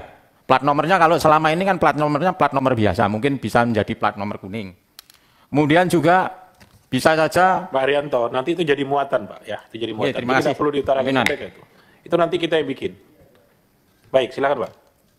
baik. Jadi itu adalah salah satu, termasuk tarif tadi. Tarif tidak ditentukan persetujuan oleh pemerintah. Sehingga dalam hal ini tidak berbeda-beda. Jadi tadi disampaikan oleh Maxim, tadi kan ada masukan kaitannya dengan tarif. Jadi tidak terjadi kesenjangan. Jadi oleh karena itu semangatnya adalah semangat untuk revisi. Kami dalam hal ini setuju untuk bisa diadakan revisi ke depan agar tidak terjadi pembiaran terus-menerus. Kalau terjadi pembiaran, akhirnya itu nanti menjadi persoalan berdampak hukum dan kita seolah-olah yang paham dan tahu itu tutup mata dan diam saja. Demikian Pak Pimpinan yang kami sampaikan. Terima kasih. Baik, silakan. Terima kasih Pak Haryanto. Silakan Pak Adian. Ya, selamat siang semuanya. Terima kasih pimpinan. Jadi kalau dulu saya pernah berdiskusi dengan teman-teman Gojek, supir ojeknya, lalu kita petakan kira-kira ada sekitar 12 sampai 14 pasal yang dilanggar dari driver online roda 2 ini. Pelanggaran itu dilakukan oleh negara, pelanggaran itu dilakukan oleh perusahaan, pelanggaran itu dilakukan oleh supir ojek, pelanggaran itu juga dilakukan oleh penumpang ojeknya. Luar biasa ya. Jadi semua kita paksa untuk melanggar undang-undang hanya karena ini. Tapi dalam konteks kehidupan bernegara memang selalu terjadi seperti ini. Dinamika teknologi jauh lebih cepat dibandingkan kemampuan negara menyesuaikannya dalam peraturan perundang-undangannya. Walaupun sebenarnya peristiwanya sudah sangat lama, 15 tahun. 15 tahun sudah berjalan. Jadi kenapa kemudian merevisi undang-undang ini menjadi penting? Karena kita tidak mau masuk tahun ke-16 mengkhianati undang-undang. Kita tidak mau masuk ke tahun 17 mengkhianati undang-undang. Kira-kira seperti itu. Nah, di sisi yang lain begini. Dulu banyak sekali R4, R2 yang ditangkap di bandara. Ditangkap di Bandara Soekarno-Hatta, di Halim, Adi Sucipto, di Surabaya, dan sebagainya. Lalu saya mendatangi mereka. Kalau di Soekarno-Hatta itu lebih keras lagi tuh. Mereka ditangkap, ditahan 6 jam, disuruh push up. Sampai akhirnya saya telepon direktur dirutnya Angkasa Pura II kalau tidak salah. Dan saya bacakan pasal sama dia bahwa itu termasuk pasal penyanderaan. Oke. Nah yang menarik adalah pihak aplikator nggak peduli peristiwa itu terjadi. Mereka tidak peduli supirnya ditangkap, disuruh push up, di beberapa tempat dipukuli, dan sebagainya. Mereka nggak peduli. Mereka nggak peduli mobilnya rusak. Mereka tidak peduli SIM-nya habis. Mereka tidak peduli olinya kurang. Mereka tidak peduli apapun yang terjadi di jalanan. Hal yang tidak terjadi pada perusahaan angkutan yang lain. Taksi-taksi yang offline, itu dia urus poolnya, dia urus olinya, tabrakan dia bertanggung jawab, supirnya ditangkap, dia urus ke polisi dan sebagainya dan sebagainya. Tapi keuntungannya sepertinya lebih besar yang online ini. Nah kalau begini pimpinan, kalau kita nggak atur ini dengan baik, kita juga berlaku tidak adil sama rakyat. Dan menurut saya ini harus menjadi bagian penting dalam pasal kita nanti mengatur. Dulu kalau tidak salah pernah sempat 10% ya, jatah aplikator itu kan. Dan dia naik terus 10, 15, 20. Dalam prakteknya di atas 20. Nah menurut saya sambil kita menunggu, jika diizinkan pimpinan, sambil kita menunggu proses revisi undang-undang ini, memungkinkan tidak ini kita jadikan kesimpulan untuk kita sampaikan pada Menteri Perhubungan, agar tarifnya diturunkan lagi jadi 10%. Kenapa nggak punya tanggung jawab apa-apa? Nggak punya pool, nggak punya montir, nggak ngurus ketangkap, nggak apa-apa segala macam, tiba-tiba dapat 20%. Kalau kita tidak atur ini, percayalah, kita baik pada mereka, tapi berlaku tidak adil pada perusahaan angkutan yang lain. Nah, untuk itu menurut saya pimpinan, kalau bisa kesepakatan kita bersama, rekomendasikanlah paling tidak sambil kita menunggu revisi undang-undang ini, jangan kita biarkan penindasan terhadap supir ojek itu semakin lama berlangsung. Rekomendasikan permen yang mengatur 20% itu diturunkan segera. Karena kita tidak bisa menjamin proses revisi ini selesai 2 bulan, 3 bulan, 1 tahun atau 2 tahun. Walaupun saya berharap selesai dalam 1-2 bulan ini. Kenapa? Negara ini tidak boleh berlama-lama mengkhianati produk undang-undangnya. Terima kasih pimpinan. Baik, terima kasih Pak Dian. Nanti mungkin kita segera nanti akan panggil Menteri Perhubungan. Tentu bukan forum hari ini kita untuk membuat kesimpulan rapat itu, ya. Ini bukan domainnya aplikator ini, ya. Jadi ini domainnya pemerintah. Jadi nanti kita membuat rapat itu, forum itu, kesimpulan itu dengan Kementerian Perhubungan. Ya tidak sekarang kita hari ini materinya adalah terkait dengan revisi undang-undang, ya, masukan terhadap revisi undang-undang lalu lintas dan angkutan jalan. Tugas pemerintah tentunya adalah mengatur, ya. Kan sudah mengatur pemerintah ini sebetulnya. Ya, walaupun mengatur dengan melanggar aturan. Ya, Permen 12 itu, Peraturan Menteri 12 itu kan 1112 ya. Itu kan, ya, betul kan? Ya, PM12. PM12 itu kan melanggar Undang-Undang Lalu Lintas dan Angkutan Jalan, Pak, khusus untuk roda 2. Di Undang-Undang Lalu Lintas dan Angkutan Jalan itu eksplisit dikatakan roda 2 itu bukan angkutan umum. Tapi sekarang kita sudah menggunakan itu dengan pijakan PM12. Tadi nanti kita akan rapat dengan Menteri Perhubungan, ya, terkait dengan ini. Maka nanti kita akan lengkapi besok kita dengan masyarakat transportasi plus Badan Perlindungan Konsumen. Habis itu kita nanti dengan teman-teman mitra, ya, sopir ojek online ini nanti kita minggu depan, ya. Setelah itu kita dengan Menteri, sehingga lengkaplah ketika kita nanti ketemu dengan Menteri bahan yang kita kumpulkan. Baik, Bapak Ibu sekalian, selanjutnya ke Pak Jatmiko. Bersiap-siap Pak Yanuar Arif dan Bijaksana.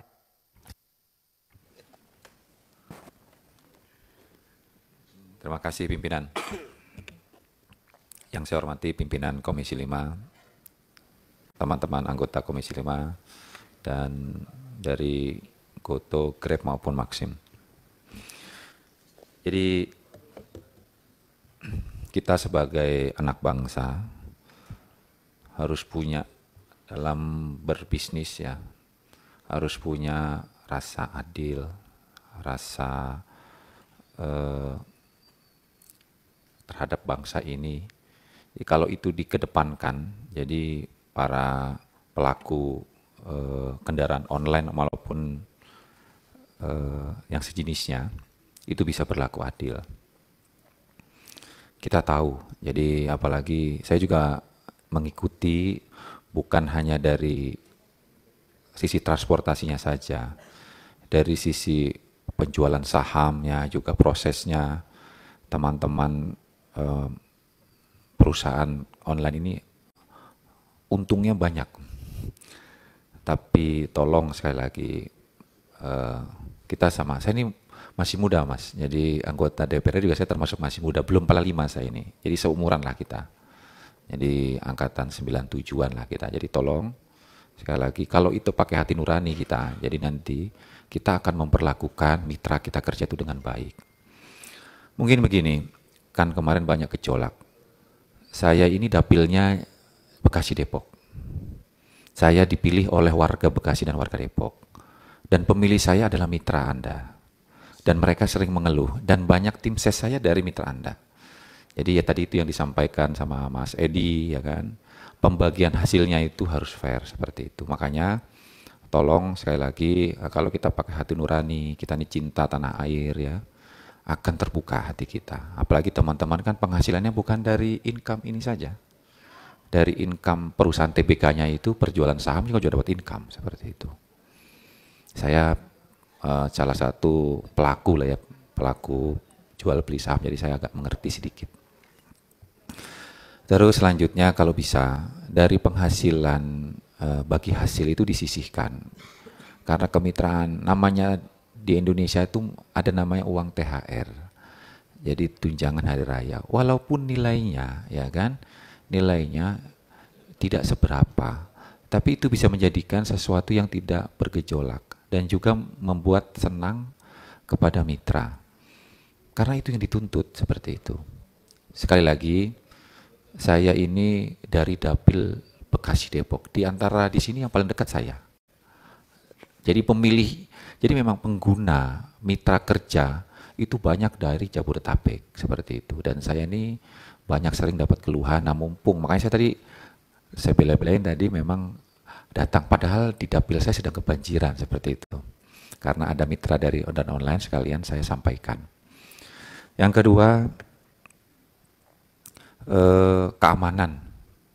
Jadi keamanan itu ada dua ya, dari keamanan dari kegiatan kejahatan dan keamanan dari keselamatan dari kendaraannya.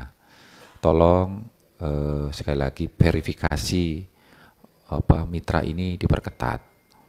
Karena terutama yang roda 4 memang, terutama. Jadi banyak keluhannya dari roda 4. Bukannya tidak ada, roda 4 terutama. Kalau roda 2, jadi harus diperhatikan benar. Terus kendaraan juga seperti itu, harus ada istilahnya scrut atau cek kendaraan yang berkala. Karena kalau nggak seperti itu, tadi yang dibilang Pak Rian, pelanggarannya makin banyak seperti itu. Itu nggak mahal kok sebenarnya. Kalau kita mau serius, dan malah apalagi dari kendaraan banyak sekali seperti itu. Misalkan kita nggak nuntut baru. Saya ini penggemar mobil tua. Mobil saya tahun 59 masih bisa berjalan dengan baik. Ya, jadi kendaraan itu nggak perlu baru sebenarnya. Yang penting terawat seperti itu kan bisa. Kendaraan itu bisa di overhaul bahkan sampai beberapa kali seperti itu. Yang penting adalah lulus standar. Harapan saya seperti itu. Saya belum menemukan ya apa saya yang gaptek, tapi yang jelas saya belum pernah menemukan standarisasi itu. Tadi juga. Terus yang terakhir, saya berpesan kepada teman-teman dari pengusaha online ini, tingkatkan bagi hasil ini benar-benar ditingkatkan buat kalau UMKM ya UMKM-nya. Jadi istilahnya kalau memotong atau apa tidak terlalu banyak. Kita akui kok. Jadi saya ini karena kita hidupnya di Jabodetabek nggak luput sekarang nggak bisa lari dari ini. Karena kalau saya mau pesan bubur aja, pesannya istri saya pasti ya kalau dari situ. Jadi kita nggak cuman sekali lagi itu hak-hak daripada UMKM-nya dan dari pengemudinya yang pelaku mitranya itu benar-benar diperhatikan. Kita nggak harus tadi itu kita pakai haturunani, nggak usah banyak-banyak ambilnya seperti itu. Kalau supaya benar-benar bermanfaat.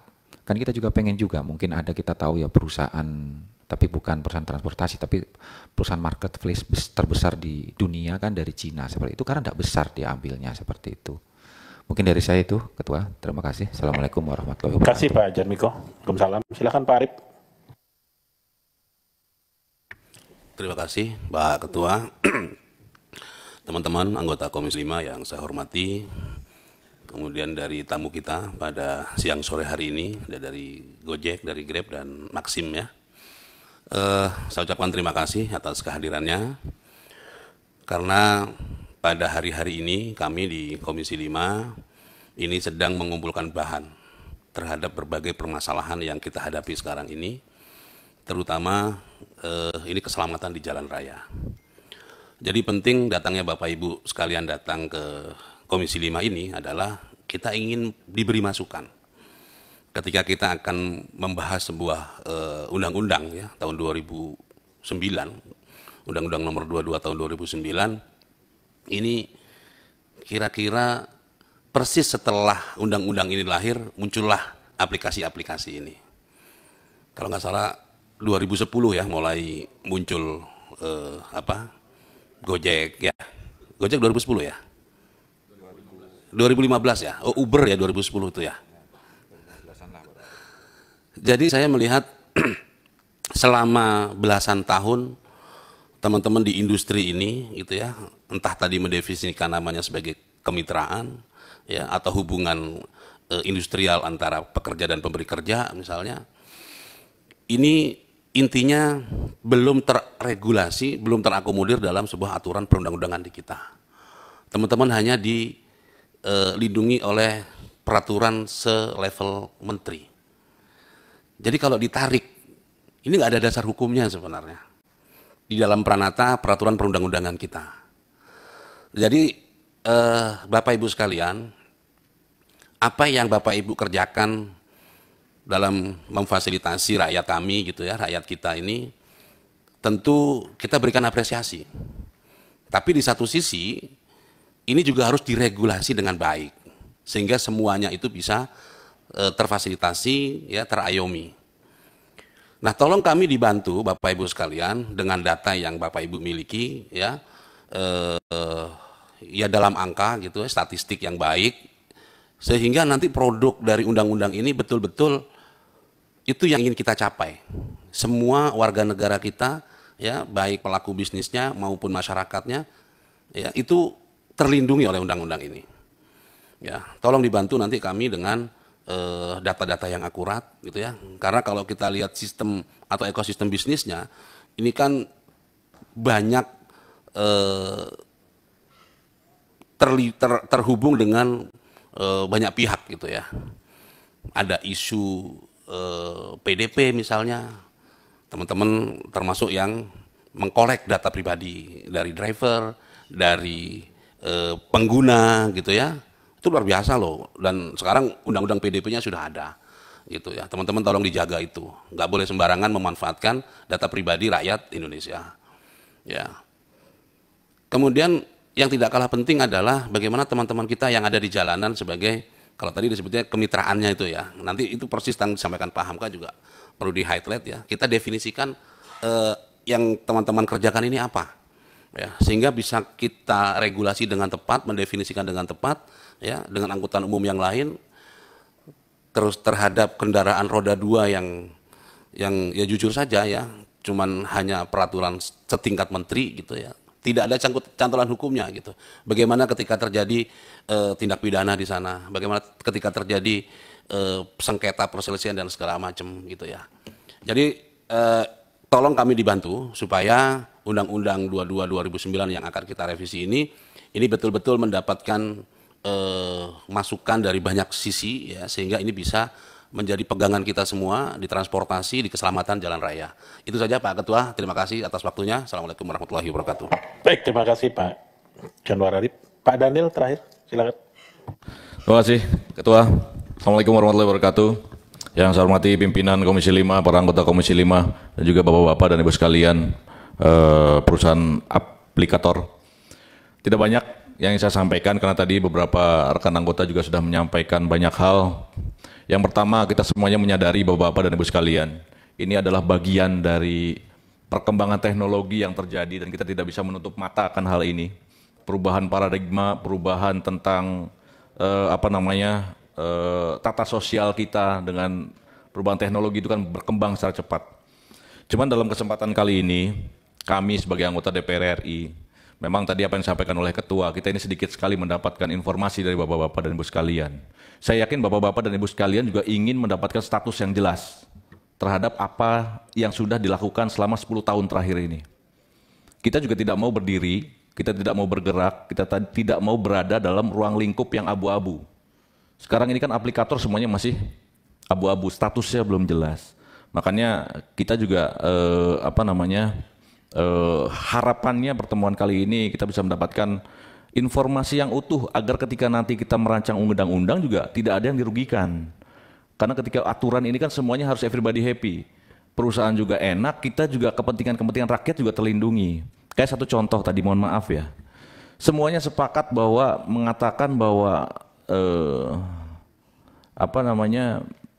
di bawah bapak-bapak itu kemitraan. Semuanya sepakat bicara tentang kemitraan, tapi tidak menyampaikan kemitraan ini gimana statusnya, hubungannya seperti apa, terus kemudian kontraknya bagaimana. Karena gini, mohon maaf, beberapa bulan yang lalu atau beberapa minggu yang lalu, teman-teman pengemudi itu menuntut hak tentang THR, kan seperti itu, kalau tidak salah ya, menuntut hak tentang THR.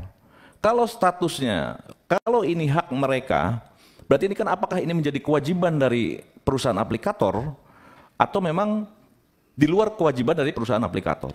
Kalau bicara kemitraan, berarti kan harusnya bisa saling, apakah ini statusnya benar-benar mitra atau memang pegawai perusahaan, pegawai yang ada di bawah perusahaan atau seperti apa? Kalau memang mitra atau memang, karena gini, kalau mitra itu kan berarti harus simbiosis mutualisme.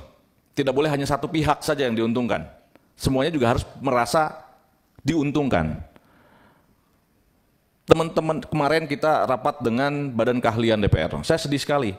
Statusnya seperti, mohon maaf, ada bahasa perbudakan. Kalau lu mau gabung dengan kita, kalau tidak silahkan. Itu kan buat kita sebagai anggota DPR, sebagai wakil rakyat, mendengar bahasa itu kan seperti, oh kita ini tidak bisa hadir dalam 10 tahun terakhir ini. Bapak-bapak beroperasi sudah 10 tahun, sudah bergerak 10 tahun, walaupun memang manfaatnya buat masyarakat juga besar. Kita akuilah, dengan perkembangan teknologi ini kita mendapatkan manfaat yang besar. Tapi kita juga sebagai wakil rakyat harus melindungi hak-hak dari rakyat yang sudah, mohon maaf, keuntungan besar bapak-bapak dan ibu sekalian, itu faktor besarnya karena kemitraan yang sudah bekerja terhadap bapak-bapak dan perusahaan aplikasi yang bekerja terhadap bapak-bapak dan ibu sekalian. Itu yang harus kita proteksi. Itu saja, terima kasih pimpinan. Assalamualaikum warahmatullahi wabarakatuh. Baik, Pak Daniel, nanti kita atur di undang-undang semua Pak ya. Hari ini kita memperkaya masukan. Jadi apa yang Pak Daniel sampaikan adalah bagian dari materi yang nanti akan kita bahas di revisi ini sebagai pendalaman. Baik, Pak Saiful Huda, yang persilakan. Terima kasih Pak Ketua. Para direksi, baik dari GoTo, dari Grab maupun dari Maxim yang saya hormati, saya banggakan. Pertama, kira-kira begini, cara pandang saya melihat persoalan ini. Yang pertama,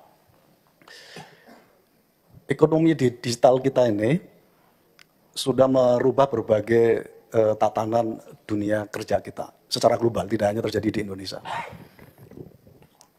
Ekonomi digital menciptakan pekerjaan baru, menghapus pekerjaan yang mungkin lama nggak ada, atau merubah pekerjaan yang sudah ada. Saya melihat khusus untuk ekonomi digital platform daring dari transportasi ini kira-kira pada posisi merubah pekerjaan yang sebelumnya ada, tapi Gojek itu ada, tapi kemudian merubah dengan aplikasi itu. Pada konteks cara pandang ini, saya merasa pada fase apapun, regulasi yang memastikan sebagai payung menguat dan mengendalikan itu menjadi penting. Itu hukum pasarnya begitu, kira-kira begitu. Karena itu pula kita apresiasi ILO PBB yang kalau tidak salah tahun 2023 sudah berencana untuk merumuskan standar terkait dengan kerja layak pekerja platform digital ini yang akan diatur sebagai standar baru yang dikeluarkan oleh ILO PBB. Dan itu kemudian di follow up pada tahun ini, bulan Februari, dalam laporan ILO menyampaikan karena tingkat pesatnya aplikasi yang berbasis on-demand services ini, itu lalu akan dipercepat sidang-sidang ILO-nya menyangkut soal pembikinan standar terkait dengan layak kerja bagi pekerja platform digital ini yang direncanakan pada tahun ini sekitar bulan Juni dan Juli. Nah, kalau melihat dari itu artinya dinamika ini tidak hanya terjadi di Indonesia, dinamika ini terjadi di level global. Nah, tadi saya sangat menyayangkan memang Mbak Catherine dan teman-teman, saya tidak disampaikan oleh Pak Ketua betul tadi. Jadi saya simpulkan teman-teman ingin tetap akan menggunakan Permenhub sebagai payung apa yang sudah terjadi hampir 15 tahun ini. Karena itu tadi sangat minim sekali apa yang jadi isu dan proposal teman-teman terkait dengan diskusi kita terkait dengan revisi Undang-Undang Nomor 22 Tahun 2009 ini. Jadi saya sangat menyayangkan. Nah, bahkan saya bisa simpulkan bahwa teman-teman ingin tetap menggunakan Permenhub itu sebagai payung hukumnya. Yang di mata kami semuanya tidak mencukupi, sebagaimana ILO juga sedang melakukan perumusan standar terkait dengan kerja layak bagi pekerja platform digital itu. Jadi pada konteks itu saya ingin mengatakan bahwa tuntutan terkait dengan perlunya payung hukum, perlunya standar baru mendefinisikan relasi hubungan antara pekerja platform digital ini itu sudah menjadi kebutuhan kita ke depan. Itu yang pertama poin saya. Poin yang kedua bagi saya, kalau kita sudah beranjak bahwa sudah ada kebutuhan regulasi yang kuat dan mengikat semua pihak, baru kita ngomongin soal definisi. Apakah dicukupkan sebagai mitra, ataukah dicukupkan sebagai pekerja, atau ada definisi lain, itu baru kita diskusi, beranjak ke situ, kira-kira begitu. Tapi kalau diskusinya teman-teman masih berkutat, tidak perlu regulasi baru, saya kira nggak akan maju. Sebagaimana dari kritik teman-teman dan disampaikan juga oleh Pak Ketua Komisi, nggak akan maju. Padahal kita butuh progres yang memastikan bahwa ini semuanya bisa terpayungi regulasi yang kuat dan mengikat semua pihak. Dan saya kira pada poin ini ada kebutuhan ke sana. Sebagaimana ILO PBB memastikan rumusan terkait dengan standar ini akan dirumuskan oleh ILO PBB. Nah, pada konteks ini kira-kira diskusi kita ke depan, teman-teman, Bapak Ibu sekalian yang saya hormati, ya saya banggakan, poin saya yang ketiga, jadi ruang publik terkait dengan revisi Undang-Undang Nomor 22 tahun 2009 itu akan produktif ketika ada rumusan-rumusan yang ditawarkan oleh Bapak Ibu sekalian. Saya ucapkan terima kasih tadi dari pihak Maxim sudah mengusulkan terkait dengan definisi dari apa yang sedang teman-teman lakukan hari ini gitu. Menurut saya itu bagian dari langkah yang nanti bisa kita diskusikan bersama. Tapi begitu teman-teman berhenti, tidak ada tawaran proposal mana yang terbaik, itu saya kira nanti kita akan terjebak pada suasana di mana teman-teman di sana dan kita di sini. Nah, ada report yang menurut saya bagus dalam diskusi ILO yang digelar ILO pada tanggal 3 Februari yang melibatkan semua hampir negara. Ada usulan dari negara Norwegia yang dia mengatakan bahwa oke, ini standar yang akan dibikin ILO kami setuju, tapi Norwegia meminta ada definisi baru terhadap keberadaan teman-teman, berbeda dengan definisi konvensional pekerja sebagaimana diatur oleh undang-undang yang ada. Nah, saya kira itu bisa jadi opsi juga. Bagaimana supaya pekerjaan baru dengan mengubah pola baru itu dengan ekonomi digital kita ini itu bukan sesuatu barang yang nggak mungkin, kira-kira begitu. Nah, pada konteks itu saya lebih setuju teman-teman mendorong proposal yang terbaik menurut teman-teman, tentu dalam perspektif semangat untuk saling memastikan semua menjadi bagian dari ekosistem yang saling menunjang dan mengambil peran masing-masing dan pada posisi kebermanfaatan yang sama, baik para pekerja platform digital maupun teman-teman dari pihak aplikatornya. Saya kira kalau diskusinya ke sana, saya kira akan lebih progres dan memastikan agenda kita menyangkut soal berbagai perbaikan kita ke depan bisa kita lakukan bersama. Saya kira ini poin yang ingin saya sampaikan pada kesempatan yang baik ini. Terima kasih. Terima kasih Pak Ketua. Baik, Bapak Ibu sekalian, cukup ya. Semua sudah memberi masukan. Terima kasih kepada kita semua ya. Ini tentu hanya sebagai bahan masukan. Rapat hari ini khusus untuk mendengarkan apa yang diinginkan teman-teman operator manakala nanti ini diatur dengan undang-undang. Sekarang kan masih berpijak di Kepmen yang tadi Pak Adian sampaikan. Ada PM 17, PM 118 2018, PM 17 tahun 2019, dan PM 12 tahun 2019. Ini yang Pak Adian bilang tadi, aturan hukum yang melanggar hukum. Dan ini kita pakai hari ini. Tentu di sebuah negara hukum, ini tidak boleh kita biarkan lama-lama. Kita mau revisi, tadi bahasa saya sangat tipis informasi yang kami dapat dari teman-teman operator ya, terkait dengan pengayaan muatan dari undang-undang lalu lintas angkutan jalan akan kita atur. Saya khawatir nanti kalau teman-teman tidak memberi masukan yang sebagaimana mestinya teman-teman inginkan oleh di undang-undang ini nanti, justru teman-teman memprotes kita di belakang hari. Ya, ruang ini sebetulnya ruang yang paling bagus. Karena pada saat kami bahas nanti kami tidak akan undang Bapak-bapak. Yang kami undang adalah mitra kami pemerintah. Ini undang-undang inisiatif saya mau sampaikan, revisi Undang-Undang 22 tahun 2009 tentang lalu lintas angkutan jalan perubahan yang ketiga ini inisiatif DPR. Ya. Dan kami yang menyiapkan naskah akademiknya. Nah, naskah akademik itulah yang tadinya saya mintakan kepada Bapak Ibu dari perusahaan-perusahaan aplikator tadi untuk apa yang ada dalam benak Bapak Ibu sekalian dengan kondisi sekian tahun berkecimpung di bisnis ini gitulah. Ya, terutama di kaitan dengan angkutan online. Ya. Di sini tentu ada kepentingan aplikator, ada kepentingan mitra yang tadi Bapak sebut mitra dalam tanda kutip hari ini ya. Yang kita bunyikan dengan istilah mitra sesuai dengan PM 12 tadi ya, disebut sebagai mitra. Dan ada kepentingan masyarakat. Nanti semua kita atur. Soal kendaraan roda 2, roda 4 yang boleh terlibat di angkutan online nanti semua kita atur. Pajaknya kita atur.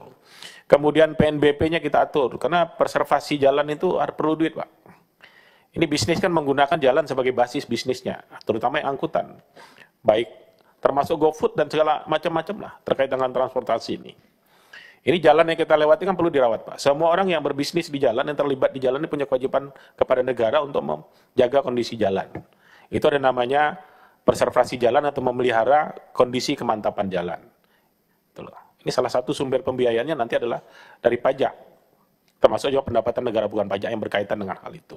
Semua nanti akan kita atur. Ya, kami tentu membuka, nanti silahkan kalau ada pemikiran-pemikiran lain ya, di perusahaan-perusahaan aplikasi ini ya, terkait dengan revisi ini, pasti Bapak Ibu juga sudah tahu lah.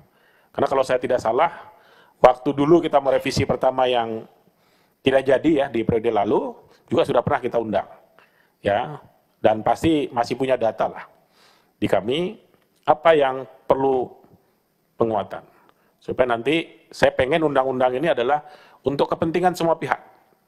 Jadi semua pihak merasa dihormati, berdiri sama tinggi, duduk sama rendah nanti posisinya di undang-undang ini, ya, baik teman-teman yang berinvestasi di bidang ini, kemudian tenaga kerja yang terlibat dan bagian negara juga harus jelas. Ya, kami tidak akan lagi seperti Pak Adian tadi bilang, tidak lagi akan membiarkan negara ini berlama-lama melanggar aturan yang sudah dibuat dia sendiri.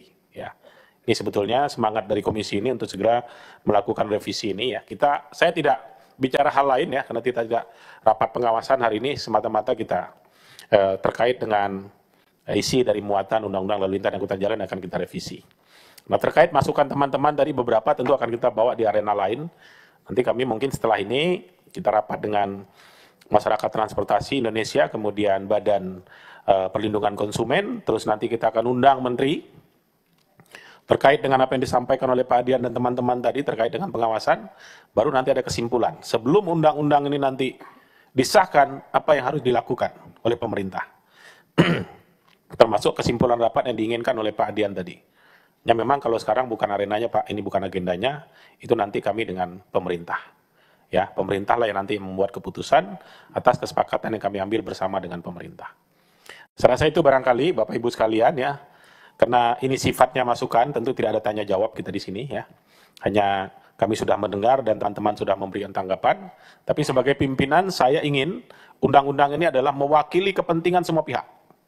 Ya, kepentingan negara, kepentingan konsumen, kepentingan mitra dan kepentingan teman-teman perusahaan aplikator ini tadi. Semua harus terwakili dengan baik. Kalau ada titik di mana kita tidak sepaham, titik di mana kita tidak merasa sepakat, justru itu tadi yang saya sampaikan. Ya, untuk teman-teman memberi masukan. Pasti misalnya nanti bicara soal potongan. Berapa bagian dari aplikator, berapa bagian dari mitra. Ini pasti sangat subjektif ini. Ya. Pijakannya sangat subjektif, Pak. Dan ini harus ada titik temu. Pemerintah harus menghitung secara baik. Ya, sesuai basis kepentingan masing-masing. Jangan ada pihak yang merasa dirugikan dalam keputusan yang diambil oleh pemerintah. Karena itu kewenangan sepenuhnya berada pada pemerintah. Kami wakil rakyat, wakil dari teman-teman mitra. Kami wakil rakyat juga wakil dari Bapak Ibu sekalian perusahaan aplikasi. Jadi kami adalah wakil kita semua. Jadi titik temu ini harus kita cari secara baik, Pak. Itu baru ideal namanya. Ya, tentu titik ideal ini tidak mudah untuk kita cari, Pak. Karena selalu ada subjektivitas di sini, apalagi kalau udah nyangkut uang. Ya, udah nyangkut uang. Jadi pasti semua akan berusaha mendapat keuntungan sebesar-besarnya. Itu berlaku hukum ekonomi itu. Ya, tapi sebagai sebuah negara, tentu negara harus hadir secara bijak, mengambil titik temu yang sama baiknya. Ya, tidak merugikan pihak manapun, negara diuntungkan, ya mitra diuntungkan, dan perusahaan aplikasi juga diuntungkan. Saya rasa itu barangkali semangat yang ada pada kami hari ini ya, untuk kebaikan kita semua. Oleh karenanya, Bapak Ibu sekalian, kalau saya melihat dari masing-masing tadi, baik Grab, Gojek, Grab, dan Maxim, masukannya masih sangat minim, belum sesuai harapan yang kami inginkan, gitulah. Jangan sampai nanti ketika kami sudah bahas, Bapak Ibu sudah kita kasih kesempatan, tidak memberikan masukan. Berarti kami anggap setuju. Nah, kalau kami anggap setuju, ini sudah menjadi undang-undang, itu soal bagi yang tidak setuju. Ya, soal bagi yang tidak setuju. Saya rasa itu barangkali, Bapak Ibu sekalian ya, Pak Huda, Bapak-Bapak sekalian, kita tidak ada kesimpulan rapat, karena hari ini dokumen ini adalah dokumen yang nanti akan kita pakai, Pak. Semua sudah masuk di sini ya, walaupun tipis dan minim, tapi baik Gojek, Grab, dan Maxim sudah memberikan masukan semua di sini terkait dengan pengayaan, penguatan revisi Undang-Undang Nomor 22 Tahun 2009 tentang lalu lintas dan angkutan jalan. Terima kasih atas kehadiran kita semua dengan seluruh atensinya. Saya mengucapkan mohon maaf kalau ada hal-hal yang kurang berkenan selama rapat ini berlangsung. Saya nyatakan rapat ini selesai dan saya tutup. Wallahu muwaffiq ila aqwamit thoriq.